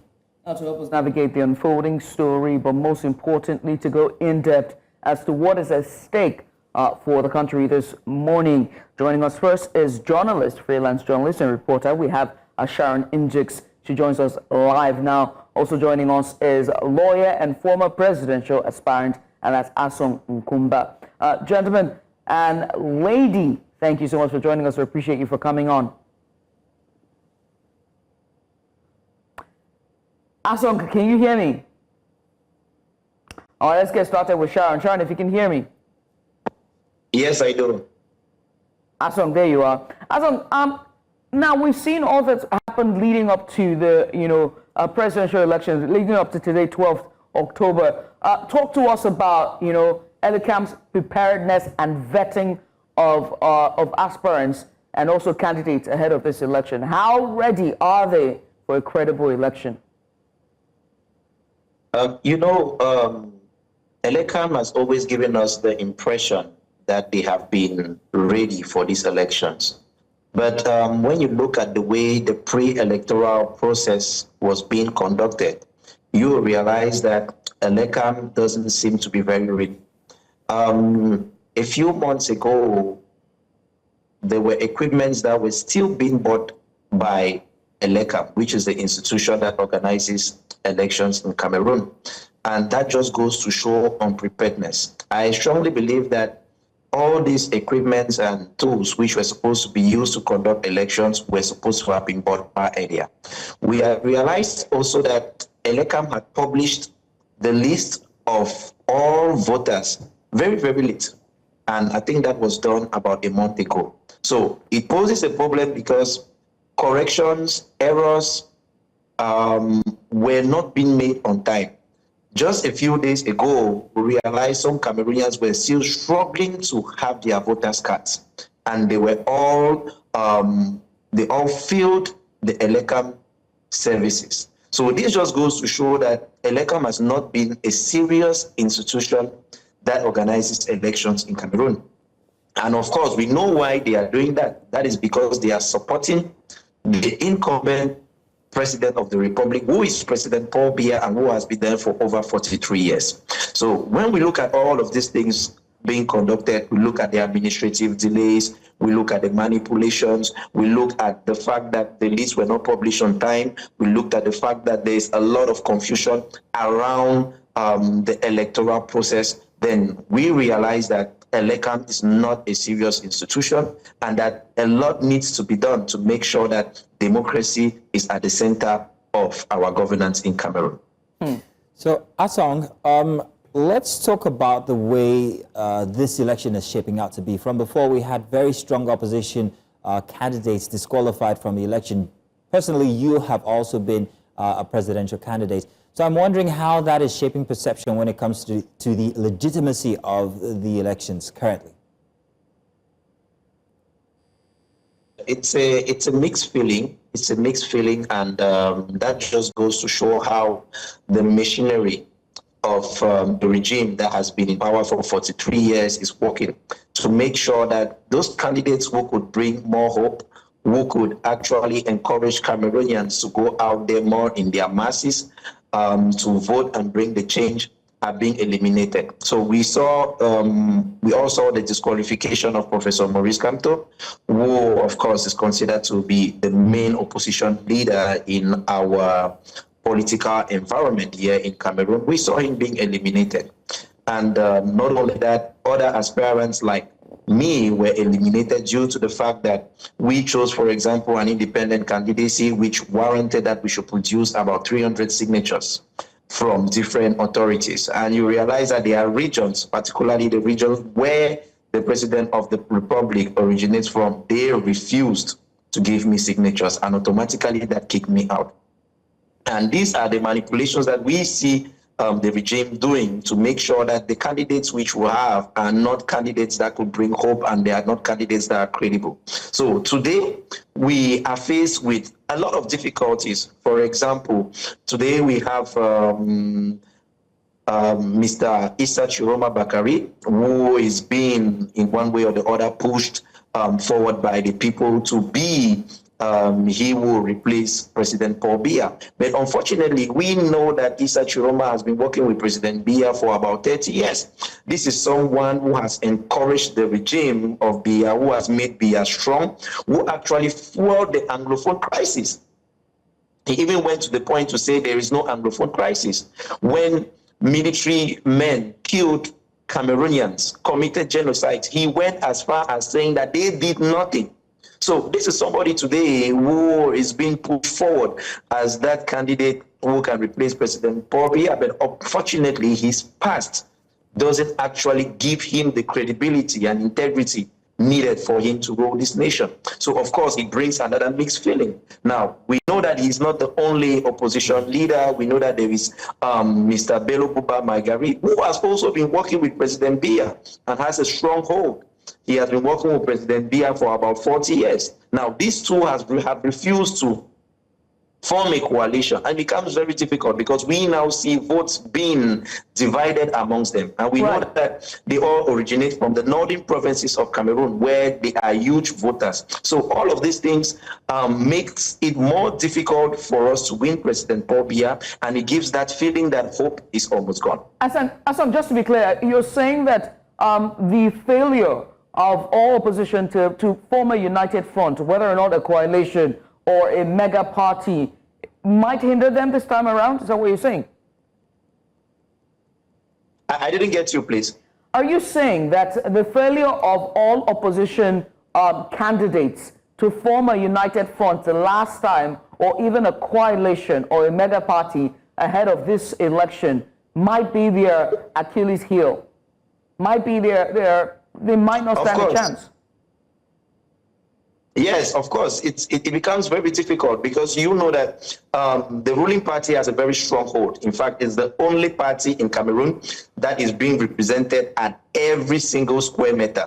Now, if candidates cannot form a coalition, they cannot choose a consensual candidate that can be able to stand and represent the aspirations of the people, then it becomes very difficult. So it means that votes will be divided. So it's with this division that the President of the Republic has been using to actually hold grip over power. And you even realize that most of those who claim to be opposition leaders today are in one way or the other connected to the ruling party. So it becomes difficult. For example, there are opposition leaders who refuse to choose Issa Chiroma as the consensual candidate, and they said it's because he has been in power with Biya for 30 years, and which is reasonable. Same with Mr. Bello Buba. So you see, all these things surrounding our political environment has made things very, very difficult, and of course, I think it will be very difficult for them to stand the chance to win President Paul Biya.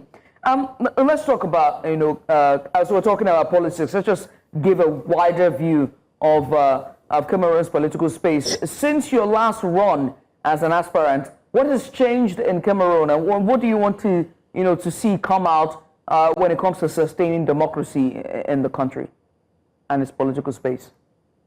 All right, that's a very good question. What you first have to know is that in Cameroon, what we are experiencing is a dictatorship. It's a complete authoritarian regime where the President of the Republic is at the center of every single political and administrative activity.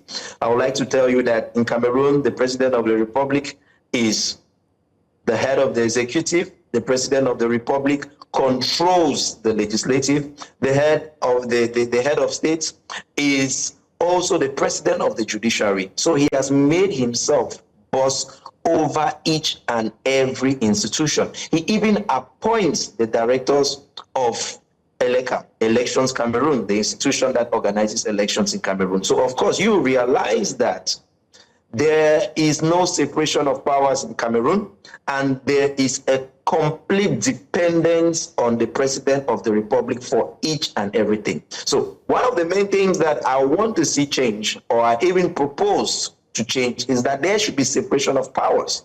Let the legislative, executive, and judiciary institutions be separate. Let the President of the Republic stop nominating Cameroonians who will stand as those who organize elections. I think that these are individuals that could be nominated either by the parliament or through some other mechanism, but not making the President of the Republic he who nominates them, because automatically they will pay allegiance to him and they will do everything for him to stay in power to preserve their positions. I think that that's the main problem Cameroon is going through today, and of course not to talk about neo-colonialism, which is still at the heart of our country today. We are still using colonial laws, 18th century laws from Britain and 18th century laws from France. So these are the things that are keeping us underdeveloped, and I strongly believe that if we do, as Burkina Faso, Niger, and Mali, by kicking France out, kicking colonial masters out, then certainly we'll be able to develop our country and raise it just the way they are doing. So I think those are the main things that we have in Cameroon today. If we are able to resolve those two things, then I can assure you that Cameroon is going to get to the next level. That would be a very interesting dynamic in a democratic setting to kick out the nuances of colonial masters. However, I wanted to know, we were supposed to have Sharon Njix with us to give us some on-the-ground assessment, but from your position, I'd like to know, have you noticed any difference between how the elections are being conducted by ELECAM in the Francophone versus the Anglophone areas? Also, should the election be contested, what suggestion would you give when it comes to security operation in trying to make sure that there is no violence? Well, you have to know that the Anglophone regions in Cameroon are regions of conflict. And I don't know if you've heard about it. For over a month now, there has been declared a ghost town which was normally being declared on Mondays. We now have it. We have now been having it for over a month. And this has actually prevented children from going to school because, you know, in Cameroon, school reopens the month of September. But unfortunately for our young fellow Cameroonians who actually school in the southwest and the northwest regions of Cameroon, they have not yet gone back to school. So that particular declaration of this ghost town will certainly be uplifted. I think they spoke about the 15th of October. That will permit activities to go on normally as they should be on normal working days, because it was being declared that no activity should be done from Monday to Friday, but on Saturdays and Sundays, which are weekends, people could move out and do one or two things and get their necessities. So we're going to realize that the Anglophone regions in Cameroon are regions of conflict, and we know that there are so many areas and territories that are being controlled by the separatist fighters. Now the question is, how does ELECAM plan to conduct elections in a region of crisis? How does the Cameroonian state want to conduct elections in a region where there is war?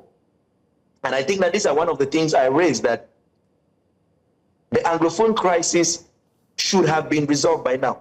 We are already at 9 years, and the crisis has not yet been resolved. So it becomes very, very difficult. I know that the measures which have been taken by the government are to put military units in place, especially in areas where the conflict is very, very harsh, because of course there are areas where it's better than others.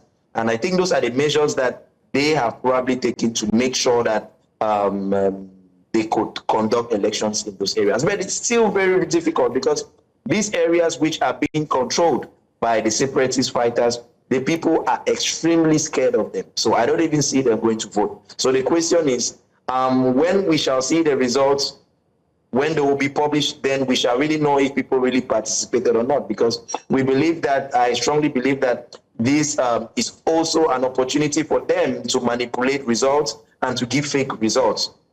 So these are the things that we have been raising, and we think that that is what they are trying to do. Now, on the other hand, talking about violence, talking about Cameroonians participating in these elections, I believe that we are very much matured.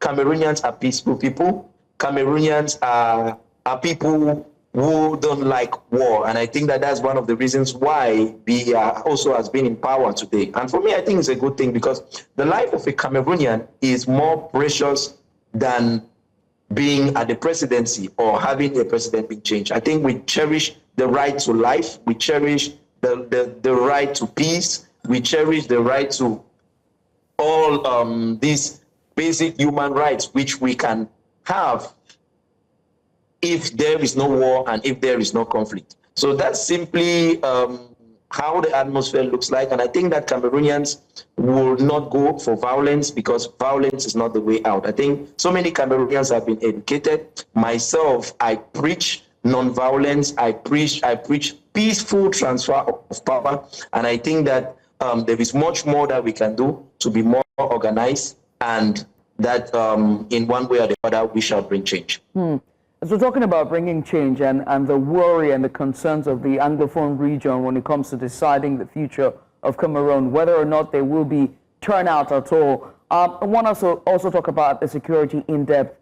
You've raised major concerns, but across the Anglophone countries as well, we have seen a pattern of radicalization, whether or not is the fighters who are trying to remove themselves with their ties to their neo-colonial masters, or the issue of, let's see now, juntas and coups reappearing in just recent times. One has to also ask about, the issue in the Anglophone regions. Do you see a sweeping or sweep of or wind of change when it comes to radicalization and with the separatists? Well, that's quite a difficult question, because when we talk about radicalization, I strongly believe that it can go both ways.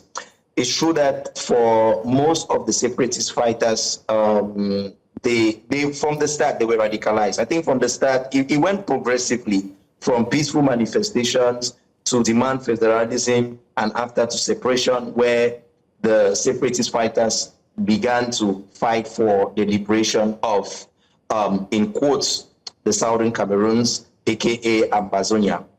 I believe that today, due to the fact that the war has stretched over 9 years, I think that in one way or the other, they might be losing hope. This is something which I'm not very sure, but that's what I believe, because this conflict, I felt from the start that the plan was that it would be something, might be very easy. It will be something that they will be able to succeed in a few years. On both sides, be it the government, be it the separatist fighters, because the government also thought that they will be able to crush the liberation movement in a few years, which is something that they have not succeeded in doing. And I also believe that they are on the other side too, the separatist fighters thought that they will be able to put an end and liberate their country, in quotes, by now. But the way we see things unveiling themselves as day goes by, as years also go by, we'll realize that nobody is winning. Nobody is winning. And at the end of the day, I think that like every conflict and every war, it always ends with a peaceful negotiation. And I think that that's what each and everyone is looking for. For me, I strongly believe that the separatist fighters, from the very start, their goal was not a secession. Their goal was that the government should respect the Anglophone accords or contracts which they had before the creation of the Federal Republic of Cameroon, that the state should make sure that they treat Anglophones fairly because they were being marginalized and discriminated upon. And I think that these are the simple things that the state simply needed to resolve. And of course, due to the fact that the state played as a leader that is extremely proud, this pushed them to go onto federalism, and now today they are at secession. I believe that the reverse process is also possible. And that's why I had proposed that one of the ways that the Anglophone crisis should be resolved is that we have to do facts checking, which is one of the procedures being enshrined in Article 33 of the UN Charter, to help Cameroonians understand their history, because I think that that's where the problem comes from. And from there, they'll be able to understand that what the separatist fighters are claiming today is not some sort of illusion, because Southern Cameroon has been a state, even though it wasn't a state being recognized by the UN, but it was a state because it fulfilled all the 4 criteria being provided by the Montevideo Convention that governs the existence of states of 1933. So, due to the fact that Southern Cameroon had a territory, it had a people, it had a government, and it could negotiate with other countries, of course, that made it a state. And that is something that the regime today doesn't want to accept. And that's why they don't understand why the Southern Cameroonians and the separatist fighters are fighting with their blood the way they are doing. And due to the fact that I once proposed a mechanism to resolve the Anglophone crisis, and it was even being shared on their TV, I simply believe that the Anglophone crisis is a very, very simple problem to resolve. If the right approach is being taken, if the right words are being used to convince the separatist fighters. Asang So Kumar, that's the situation we have today. We want to say thank you very much for joining us and giving us details about what to expect come the end of the elections, and of course your view as it stands. Thank you very much indeed. Thank you. Thank you too, sir. You're watching Breakfast Extra here on News Central Television. Our update there for the Cameroon elections as ongoing in the country. Let's go to a short break. Mazino's on standby to bring you the breakfast headlines. Stay with us. Welcome yet again. Time for another breakfast headlines here inside of Breakfast Extra. My name is Mazino Appeal. Now, there is growing support in Nigeria's National Assembly for the nomination of Professor Joash Amupitan as the next chairman of the Independent National Electoral Commission. Amupitan, a senior advocate of Nigeria and respected legal scholar, was nominated by President Bola Tinubu to succeed current INEC Chairman Professor Mahmoud Yakubu, whose tenure ends in October 2025. In Abuja, opposition lawmakers led by Representative Ikenga Ugochinyere expressed strong support for the nominee. If confirmed, Amupitan would take the reins of Nigeria's electoral body at a critical time ahead of key elections and ongoing electoral reforms. Away from that, the Nigeria police force has apprehended 12 suspects allegedly involved in the armed robbery incident at the unique apartment in the Katangpe area of Abuja that led to the death of a news anchor at the Arise television. Somtochukwu Maduagu and a security guard at the apartment, Barnabas Danlami. The force public relations officer Benjamin Hundei, while parading 9 of the 12 suspects linked to the crime, says that the arrest followed a coordinated and intelligence-driven investigation by the FCT Police Command. He said that several weapons were recovered from the suspects and assured the family of the deceased that justice will be served. We have 9 out of the suspects here. 3 of them are in hospital receiving treatment for wounds sustained during their arrest. In case you are wondering why we are parading these suspects, despite our stand and policy on not parading suspects, is because this is actually a public interest story. We would like to make Nigerians see that the Nigeria police force delivered on its promise to get this suspect arrested.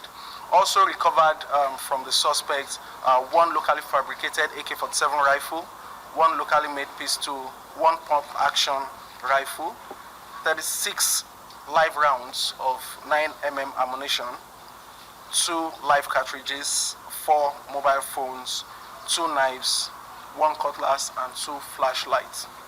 All of the exhibits are also on display there.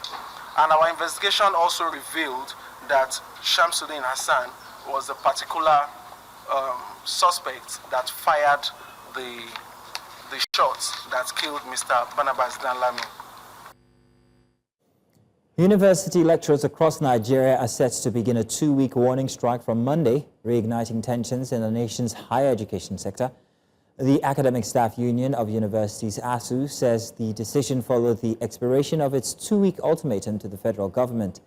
The union has directed its branches nationwide to prepare for industrial action, citing unresolved issues around welfare, university funding, and the full implementation of the 2009 ASU-FGN agreement.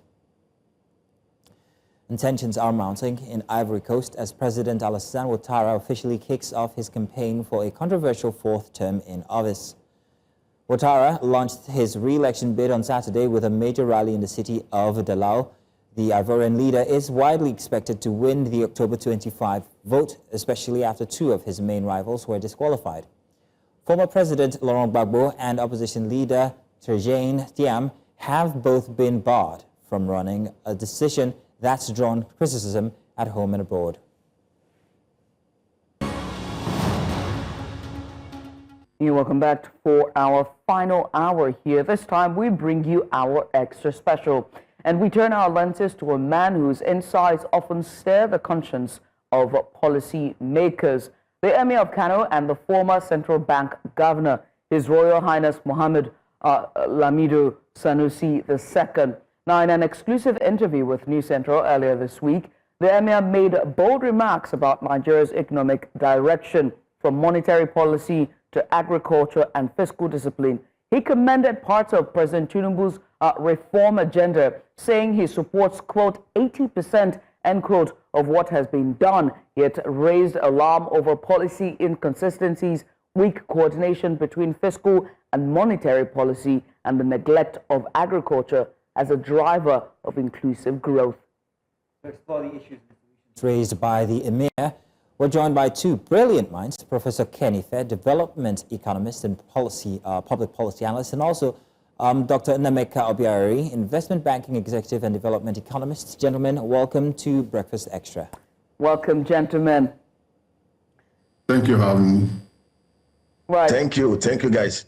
Thank you. I'm going to start with you, Professor Ife, right, and just talk about what your major takeaways from that interview that he gave here at News Central. One of the things he said was that he supports about 80% of President Tinubu's reforms, but also did raise concern about the cabinet and appointments, and saying that our governance is expensive.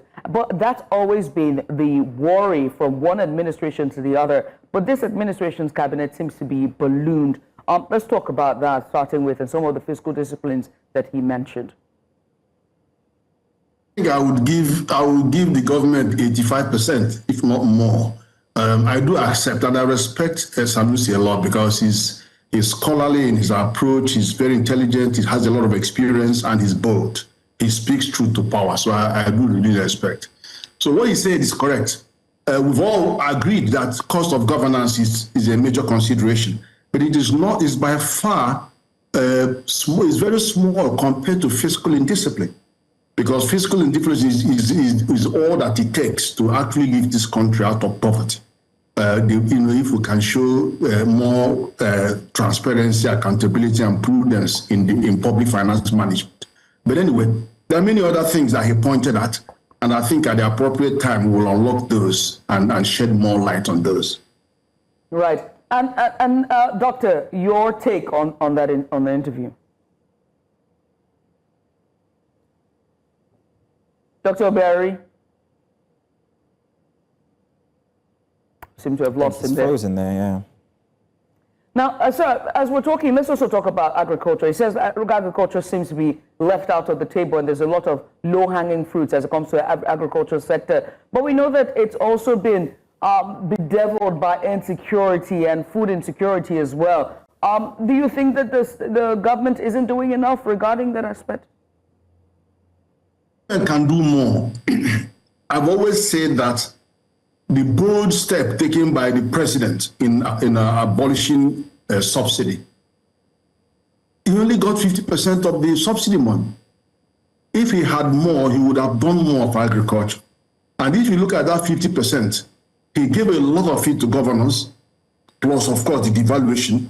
And then he ignited Marshall Plan for CNG, and then embarked on quite some infrastructure, and then put a lot of money to poverty reduction efforts. But 50% of the other money of that subsidy was trapped by NNPC in their inefficient operations.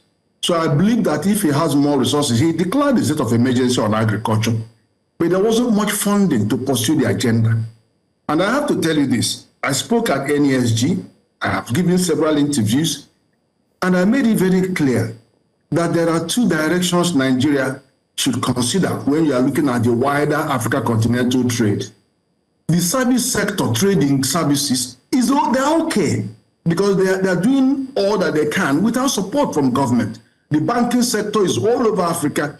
The ICT, we are even the digital leader.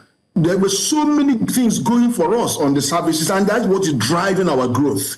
Right. But the trading goods, we have not got goods to export to Africa. Whereas are we going to send them solid mineral, our raw materials? And now the government has brought in 30% value addition, which means industrialization should be at the center of our export-led strategy, growth strategy.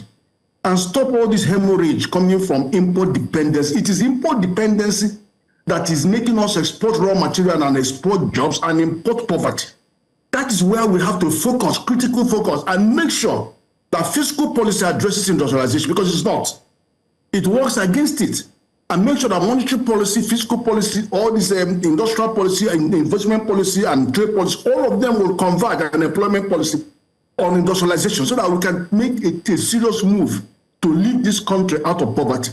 All this growth we are getting in all the other areas, they are not going to lead, they're not going to create employment. And they're not going to touch or dent the unemployment, the poverty figures. Mm-hmm. And that was one of the things he was saying. Professor Ife, thank you very much. Dr. Obiaraeri is back with us, I'm hoping. Thank you very much, Dr. Obiaraeri. Dr. Obiaraeri, there was so much that the Emir, former CBN governor, that the Emir talked about, and there was very little negative reaction given to the reforms that the Tinubu administration is trying to do. He praised the CBN monetary policy. He lauded the central bank's efforts over the past few years when it comes to mopping up excess cash. He acknowledged that interest rates remain high, but it was a trade-off for restoring stability. He also noted inflation remains elevated, but that it was trending downwards. So these are positive elements that he noted from what the president is trying to do. But how come that is very difficult? It's a very difficult thing to translate that communicatively to the masses. Why are we unable to understand what the presidency is doing when it comes to the reforms for Nigeria? Let me break it down here. I 100% align with the submissions of the Emir of Kano, SLS. And everything he pointed out, we are spot on. I've always said that Yemi Cardoso has been doing a yeoman's job. He's one of the shining lights in this government, and has actually cleaned up the mess in the system. And the policies of the federal government of Nigeria involve fuel subsidy, elimination of the multiple criminal exchange rate regime. We are all spot on. In fact, what Yemi Cardoso have actually done is to bring stability in the FX market. There is a relative level of stability within that market. Now, the problem is most of the monetary policy instrument that is adopting is working to ensure price stability, FX stability. But 95% of the problems we have in Nigeria are on the fiscal side. The governors, the local government chairman, and those on the Federal Executive Council of Mr. President. And the truth is, this is more than 10 years since our oil output went down from the level of 2.8 million barrels. It was in October 2010. 10 years is enough to have, instituted massive reforms within that sector to help us ramp up output and ensure that Yemi gets as much forex inflow as his predecessors to enable him continue, using other instruments outside increasing interest rates that will attract only hot money investors. On the agri side, which is one of the most critical factors or areas that can actually catalyze growth, all-inclusive growth, eliminate poverty, and put more Nigerians into job. We must also not lose sight of that. It's not the federal government that we should keep most of the focus on. When we talk about agriculture and agro-revolution, a lot needs to be done by the local government and by the states. Yes, we expect the federal government of Nigeria to come by way of providing policies. And one of those policies, and I've said it here, there are 4 factors of production. Land, which is very critical, surface of the land, which is agriculture, underneath it, mineral resources. We have human capital, then we have equipment and machinery, and we have funding. We have 222 million people estimated, over 128 million adult population that are mostly unemployed or underemployed. What I expected the federal government to do by way of policy, we do not produce tractors, we do not produce equipment, we do not produce most of the processing plants. It's to zero tariff. Anybody that can help us bring in this equipment into Nigeria, it will require about $100 to $200 billion to be able to generate this kind of equipment into Nigeria. We need at least 2 million smart farmhouses.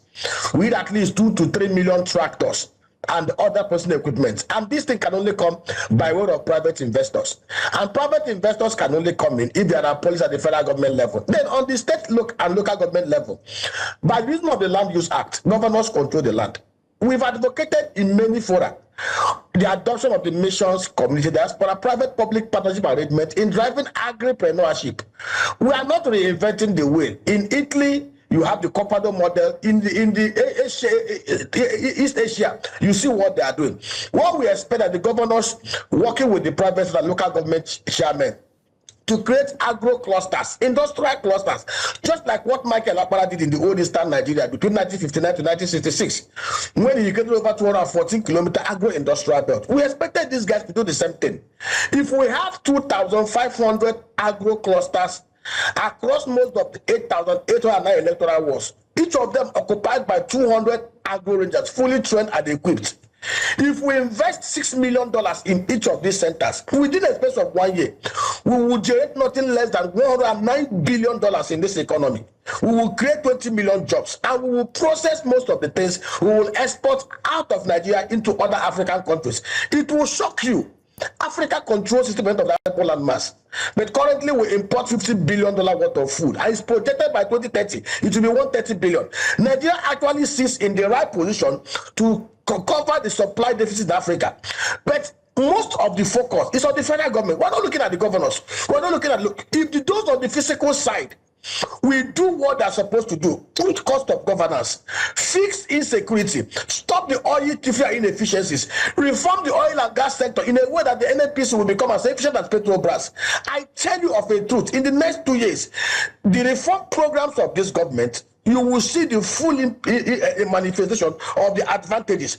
But as long as we refuse to fight corruption headlong, as long as we refuse to restructure the security architecture of Nigeria, to hand over security back to the people, as long as we have refused to do what we are supposed to do by way of adopting these measures, I bet you we will not achieve the gains of those reforms. But kudos to Emir. And I said to everybody who can listen, today, interest rate is at 30% because NPI is at 27%. And it is so because Yemi is adopting the only available instrument available to him to achieve FX stability. If the physical side can give him $250 million from the non-oil sector, he will reduce interest rate by about 12%. And we will see the gain in the cost of doing business in Nigeria. All right, Doctor. Let me come to Professor Ife now. Professor Ife, the Emir also noted that Nigeria's GDP is slowly outpacing population growth, which is a good thing, although he says this is from a very slow base. But how would we be able to distinguish between statistical recovery and real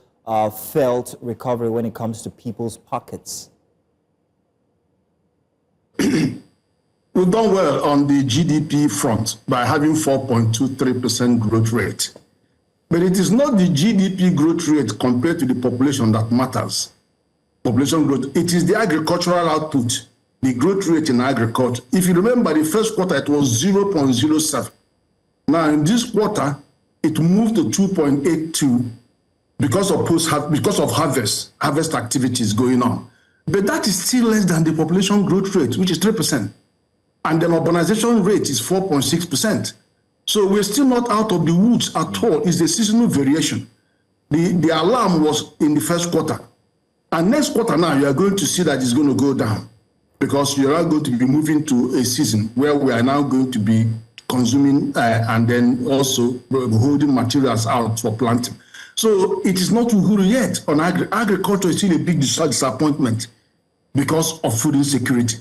But generally, the only good thing that I also found was that industry, for the first time and for a long time, is giving a growth of 7.45%. The industry case is also as pathetic as the agricultural case. And that's why I said if we really want to seize the opportunity of Africa first, Nigeria first, and the 30% value addition law, and then the opportunities in Africa, continental free trade, we have to critically focus on the biggest impediment to growth and employment and poverty reduction in Nigeria, which is our import dependency. Import dependency means we are importing literally everything. And then the fiscal side is compliant, is colludes in this because they are the ones that give licenses for people to import, allow people to import. Look at 2 million jobs went in textile industry. And you go to Kano, Kaduna, and Lagos, you have industrial graveyards, textile industries. And then you see what happened to tire. We are manufacturing tires. See all the things we are manufacturing has vanished. We are importing everything. And same importation culture went into oil and gas to nearly destroy, to bring this economy to their knees, where you are exporting crude and importing everything called fuel, and 4 refineries of NNPC is dead and comatose, and nobody's saying anything. What you now have are Lupeng and all these other people parading themselves as champions of logistics and trying to destroy a $20 billion private sector investment. So these are issues we have to deal with. And that is the reason why this growth that we are posting do not have any connect with poverty reduction. They don't have any connect with growth and population, what I call it, employment. And if you don't have employment, the insecurity will persist. And I can give you an example. If you want to talk about employment, can you just look at 42 million MSMEs in Nigeria, out of 90 million in Africa, 48%. When your GDP is only 16% of Africa GDP and your population is only 15%, but you are powering at 3 times more on entrepreneurship. Why don't you turn to the 42 million and say, look, tell me what you need from this government, both federal and state, for you to create one job, so that you can be looking in the next 5 years, 42 million jobs from 42 million companies. Pilot it in Lagos or wherever else with only 100,000 and you see results. So, this is not rocket science. But they rather do contracts to go and clean gutter and all of that, all kinds of things and whatever, and they don't give you sustainable job, and you cannot reduce poverty sustainably. Those are the challenges. You've got to come to the frontiers of industrialization and get all the macroeconomic policies to point at industrialization. Now, the CBN governor, former CBN governor and the Emir of Kano, he advocated for improving the quality of government spending, and he said that we need to ensure that those funds are allocated to areas that provide value and contribute to economic growth, because he said not doing that would lead us to face fiscal challenges and potentially lead to increased borrowing despite savings from other reforms like subsidy removal. And we talked, and that's one of the things that Mr. Obiaraeri raised on fiscal challenges that the country might face. But let's talk about this in depth. And you said you were going to circle back to it in terms of government spending and the cost of our governance, but most importantly, transparency and implementation on spending. Is this government doing enough? Can they heed this advocacy and recommendations by the former CBN governor? Professor. Okay, look, let me be a bit more brutal on fiscal side. You see, government, the current statistics show that we actually improved considerably on debt to GDP ratio, dropping down to 39% from 40%. And then also all other ratios are positive, but they don't lead to job creation. The reason is this. We have an extant law, fiscal responsibility at 2007, that tells you why government should borrow and what it should borrow for, what is not eligible, and how it should conduct itself, and how to be transparent, accountable, and prudent in the management of public finance. The law says that. Now, you can borrow more because we have headrooms, but you don't borrow money outside the framework of the law. The law says you can borrow for concessionary rates, which is usually under 3%, for long term, which is usually 10 to 30 years, and then you must carry out cost-benefit analysis. It says you have to borrow for capital expenditure and human resource development. So do more on human resource development. They are doing something on ICT. But do more. And capital and human resources, health, education, employment, and self-employment. Whereas capital is infrastructure and investment in productive capacity. Anything that can produce and be capable of yielding. So why the law is very particular about cost-benefit analysis is because it wants you don't borrow money to spend on frivolous infrastructure that leads to no man's land. Use your own money. You raised in September, you earned 36 trillion. Go and use it to do anything you want to do. Build all the roads and things to villages, wherever you want to do. Share the money to, and in fact, you should do more for poor people. Give them more, but you use your money. Don't go and borrow money. And I keep saying that to World Bank. And in their report a few days ago, they acknowledged that you should not borrow money to distribute. You don't use it to pay for capital expenditure, for recurrent expenditure. So the problem is this. When the law says, I want cost-benefit analysis, which you have refused to produce over the last 10 years, right. What the law is saying to you, when you want to do this infrastructure, consider economic corridors, industrial corridors, commercial corridors, population density, population corridor, so that the infrastructure will go through them and create and support economic activity, which will in turn raise the money to maintain it. So that is the law. And then the law turned around and want the development finance institution, see, any lending that is outside this framework is unlawful. So they go and obtain certificate of compliance. Okay. You don't get it from FRC, you get it from DMO, and that is not correct. Right, so you can't borrow money without looking at the law that guides that borrowing. Right, so Professor. As I said, let me summarize. Government can borrow more money. They are doing a great job, but you should be fiscally responsible. That's the point. Thank you very much, Professor. Thank you very much, sir. Very quickly, as we wrap up, I want to ask about tax reforms, and I want to ask Doctor for those tax reforms very quickly. He hailed the tax reforms and said that it would have low burden. That the reforms are important when it comes to mopping up revenue for the country. But there's also been concerns about compliance, implementation, but also taxation that we have seen at the local level with the informal sector. Your take on this, Doctor? Why is this government so fixated with tax reforms without focusing on fiscal and governance reforms that will help us to unlock productivity in Nigeria, that will enable us to have even citizens that we can tax to raise revenue? You know, I was so shocked when I listened to the tax consultants to the federal government when he said, oh, the new tax reform, under the new tax reform, 90% of Nigerians will not pay tax. It is shocking because we know and realize that over 197 million Nigerians are actually within the World Bank poverty threshold of $64.50 per month net income, which is $100,000, 100,000 naira. Now, does it not shock us also? Look at Singapore, 5.6 million people. Singapore tax revenue in a year is twice more than the whole general revenue of Nigeria. Look at South Africa. South Africa's earning $126 billion, out of it $84 billion tax revenue, mostly from 60 million people. Their capital market is $1.3 trillion debt. Pension fund assets in South Africa is about $175 billion. Nigeria is less than $33 billion. Are we not worried that we are only focused on who are we even going to tax? Is it the 197 million poor Nigerians? What we should be thinking about, just like what is constitutional and fiscal reforms that reduce the cost. I pointed out to you, look at budget report. Budget report said clearly, out of the 40-something trillion that the federal government, out of the budget of federal government 2025, they discovered over 7 trillion naira that were inserted fictitiously. And we all know in Nigeria today that 60% of everything in the budget are actually looted and stolen through either over-invoicing or criminal games in the ministries, department of agencies. The EFCC chairman, Olukoyede, stated that between 2020, 2021, 2022, that over 2.3 trillion naira were stolen out of the federal government budget through over-invoicing. So what we should be thinking about, how do we carry out a constitutional and fiscal reform that reduces the cost of governance, allows us to deploy our critical resources to areas that can catalyze productivity and employment?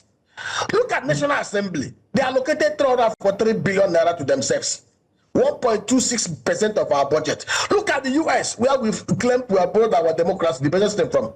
US budget, federal budget was about $6.9 trillion. The only amount allocated to the National Assembly, both upper and lower chamber, was $3 billion, 0.0048%. If we are to apply the same rates, National Assembly should not collect anything less than 25 billion as their total allocation for the year. We need to carry out massive constitutional and physical reforms in such a way that governance will become part-time. When you make governance part-time, when you tie this resource, the emolument and pest of office of public office holders to that of civil servants, when the president knows, or the governor knows, or the minister knows, or the commissioner knows he cannot earn more than a professor in university, and that there is no more room for them to kick in and kick out and steal from the federal government, most of them will stay away from politics, and those with capacity, with competence, with integrity will find their way into politics, just like we had in the First Republic. But as long as we have refused to do the right things, placing the cart before the horse, I can tell you, yes, they've put everything, they have tax reform been able to eliminate, it will not eliminate it. I give you an example. We are massively into agriculture. You go to buy raw materials from the north. By the time you cross Benue and enter Nsukka, from Nsukka to Owerri, you will see more than 58 checkpoints. All manner of extortionate checkpoints, from police, from army, from navy, from local government agents, with all manner of flyers and everything. How is tax reform going to stop this extortion from both uniform and non-uniform agents? These are the kind of things we should be talking about. I kid you not. If we're able to bring in the right discipline, if we're able to carry out massive electoral reform, massive constitutional reform, massive fiscal reform, if our resource control in such a way that the regions or the states will control 50% of what they produce, 30% to the center, 20% to the federal government, reduce the activities at the federal exclusive list to just what it used to be between 1960 and 1966. I tell you of the truth, this country will move forward. Okay, but as long as we continue to run this kind of Babiyala Republic, where everybody gathers in Abuja, nobody looks inward to see how they can develop the latent potentials in their regions and their states, this country will not move forward. Right. I'm sorry to say this. All right, then, Doctor. I must say, Bambiala, did you say Bambiala reforms? Was that what you said? He did, yeah.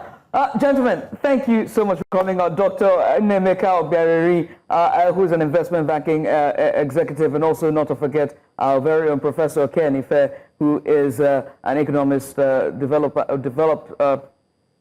me there, as well as a public policy analyst. There we go. I got my words twisted. Thank you, gentlemen, for coming on and just giving us big insights on this. And we do hope that this conversation continues when it comes to reforms and to Nubonomics and the future of our nation. Thank you once again. Thank you very much. Thank you, gentlemen. Thank you, and thank you, Doctor. Thank you. Well, good morning, and we save the best for last. It's time for our editorial cartoons. News strips is what we call it. As usual, I don't do it alone.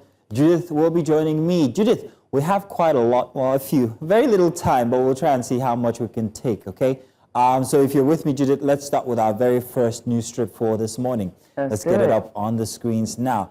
Our very first one is coming from Grand Daily Trust newspaper. Ah, my favorites. Father-daughter needs to have become our, second and third hosts for the show because we're always featuring them on. Yeah. But Dad, I don't think he's the only one with a fixed certificate in this government. Take note that she's holding the paper that says Innovation Minister resigns after fixed certificate. Father says, you know what? They say the thief is the one who gets caught. Now, you might see this as cynicism, but the truth is it's actually the reality. The child actually knows that these things are wrong. Look what's happening. But in a case like Nigeria, someone like the father, like you and I, it's become ordinary place. It's normal. I mean, hey, now who then catch na be thief, abi? That kind of thing.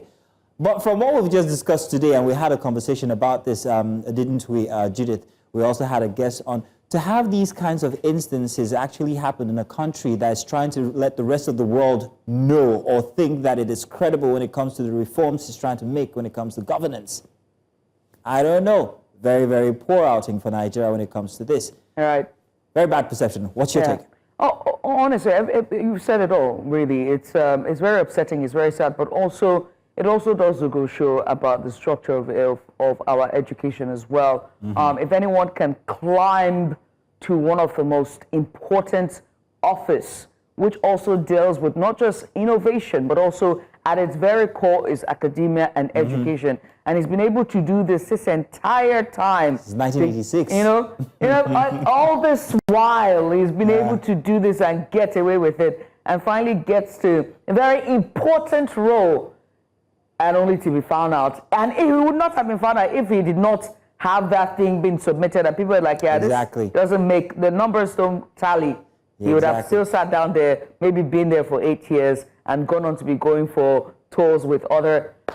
Exactly. It's just... Now we also noted that the minister has resigned, but the questions that we raised back then inside of that conversation was very relevant. Should resignation be the end point?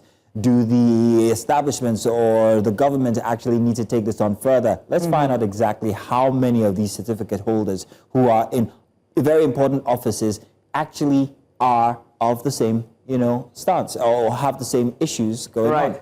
That's all I'll say. Yeah. There should be an inquiry, inward inquiry. Let's see what else we have for the strips. We've got another one here. Let's go on to, guys, what do we have next? What do we have next? We're moving on now. What do we have next? Fantastic. I'll let you do this one because it's you that actually, how much have you replenished your gas lately, and how much did that cost? Oh, no, I haven't. You haven't? Okay. It's only me in my household. Lucky you and I. Yeah, it's only me. It's only me. I barely cook these days. Tell you what, cooking gas went up to 25,000 naira only just through last week.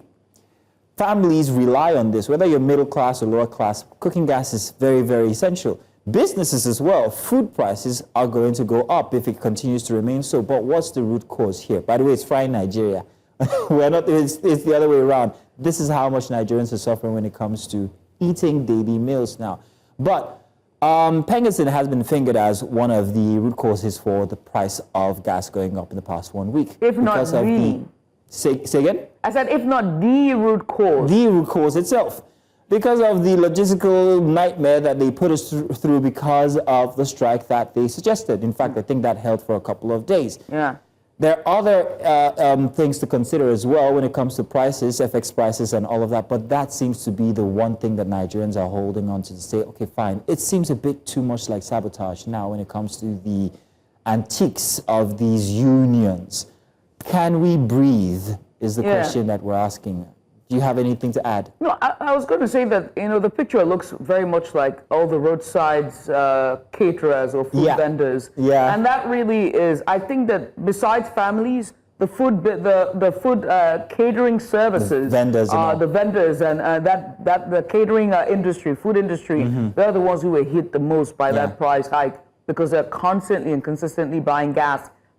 Whether it's by the roadside or like establishments. Your shawarma guy. Everybody needs shawarma every evening. Your shawarma guy has to pay more for his gas. Exactly. So that means you're adding extra pennies on that. Food is not expensive. We have one more before they'll kick us out. Let's take one more. Go ahead. One last one. Okay. Fantastic. Thank you very much. On the international stage, it is Nigeria once again. We're being called out. Genocide, they say, against Christians. That is a depiction for Ted Cruz, United States lawmaker, Christian Zionist. But what we notice in this picture is that while he's yelling on one side, genocide, Nigeria, Christians, on the other side, he's carrying this big cart, tool of genocide, it says, bombs for Israel, political protection for Israel, billions of dollars for Israel. So it would seem that America wants to be the moral bulldog and say, this is what's happening in this country, that country, that country. But when it comes to using the same measure on America, it kind of like doesn't seem very fair what's going on. If you can support cases that lead to plenty of deaths, not just 1, 2,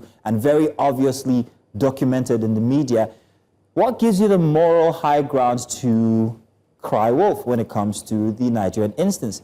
Not saying that Nigeria is not to blame. There are things that we noted this yesterday inside of the media. Remember, we don't call our wound by its name, so we let other people do it. So if we're not going to say what it is it terrorism? Are these terrorists? Have we named them as terrorists? What are we doing? Has anybody been brought to book when it comes to the killings? Has the root cause of these killings been identified? It would seem it never is. It's just Herda, Kiniko, what's it called, and then that's it, we'll leave it so. But what's the root cause? If we can't identify it, we will have this instance. And it's already an international situation, so it's not going to go anywhere soon. But let's just hope that it does. Let's just hope that at least we begin to sit up and let's collect our house together. Judith. Yeah. Oh, no, I'm sorry the case you've made, I must say. But one thing is certain, that this war that's happening in Gaza, there's also Christian genocide going on there, because it's not a predominantly Muslim nation or territory. There are also Christians in Gaza as well. So I think the call might be coming from inside the house. Just saying. Pretty much how we, Mazino, always solid. Thank you. Analysis. We had more, but the producers won't let us take them. There's always time. We can run into the next hour. They just want us out of here. Of course. This is why we wrap up the show for this morning, by the way. Unfortunately, he can't be here with me, but hey, we want to say thank you, everyone, for joining us all the way from yesterday down to today. We will continue to bring you live updates from the Cameroon elections all through the hour, on the hour here at News Central. So make it a date with us. And also join us tomorrow bright and early on Monday. It's not us, by the way. It's a trio, and that's Olive, Joe, and of course, Benga Borowa, who's going to join you for the Breakfast Central show all the way from Monday down to Friday, 7 a.m. sharp. And Mazino, we've got something lined up for our team. You want to tell them? We've got what? What have we got? I have no idea what you're talking about. From Amao. Oh, yes. We do have a very interesting package on Amora Duffy, but we will let you know when that's going to go off. But from us here, Breakfast Extra, thank you very much. It's been a grand weekend installment. Bye-bye. Catch you guys next week. Oh, yes. I'll be reading the 12 o'clock bulletin just so you know. So. In the meantime, we want to spotlight local governance where policy intentions meet everyday community needs, and that's happening in Amaldofi, Lagos, as residents are raising important questions, not just about what is being spent, but how those efforts are being felt on the ground. While government projects are ongoing, many citizens say they are still waiting to see the full impact in their neighborhoods. So let's take a look at what they are demanding and what is on the ground. Until then, as you watch that, this is bye also for me. Bye-bye.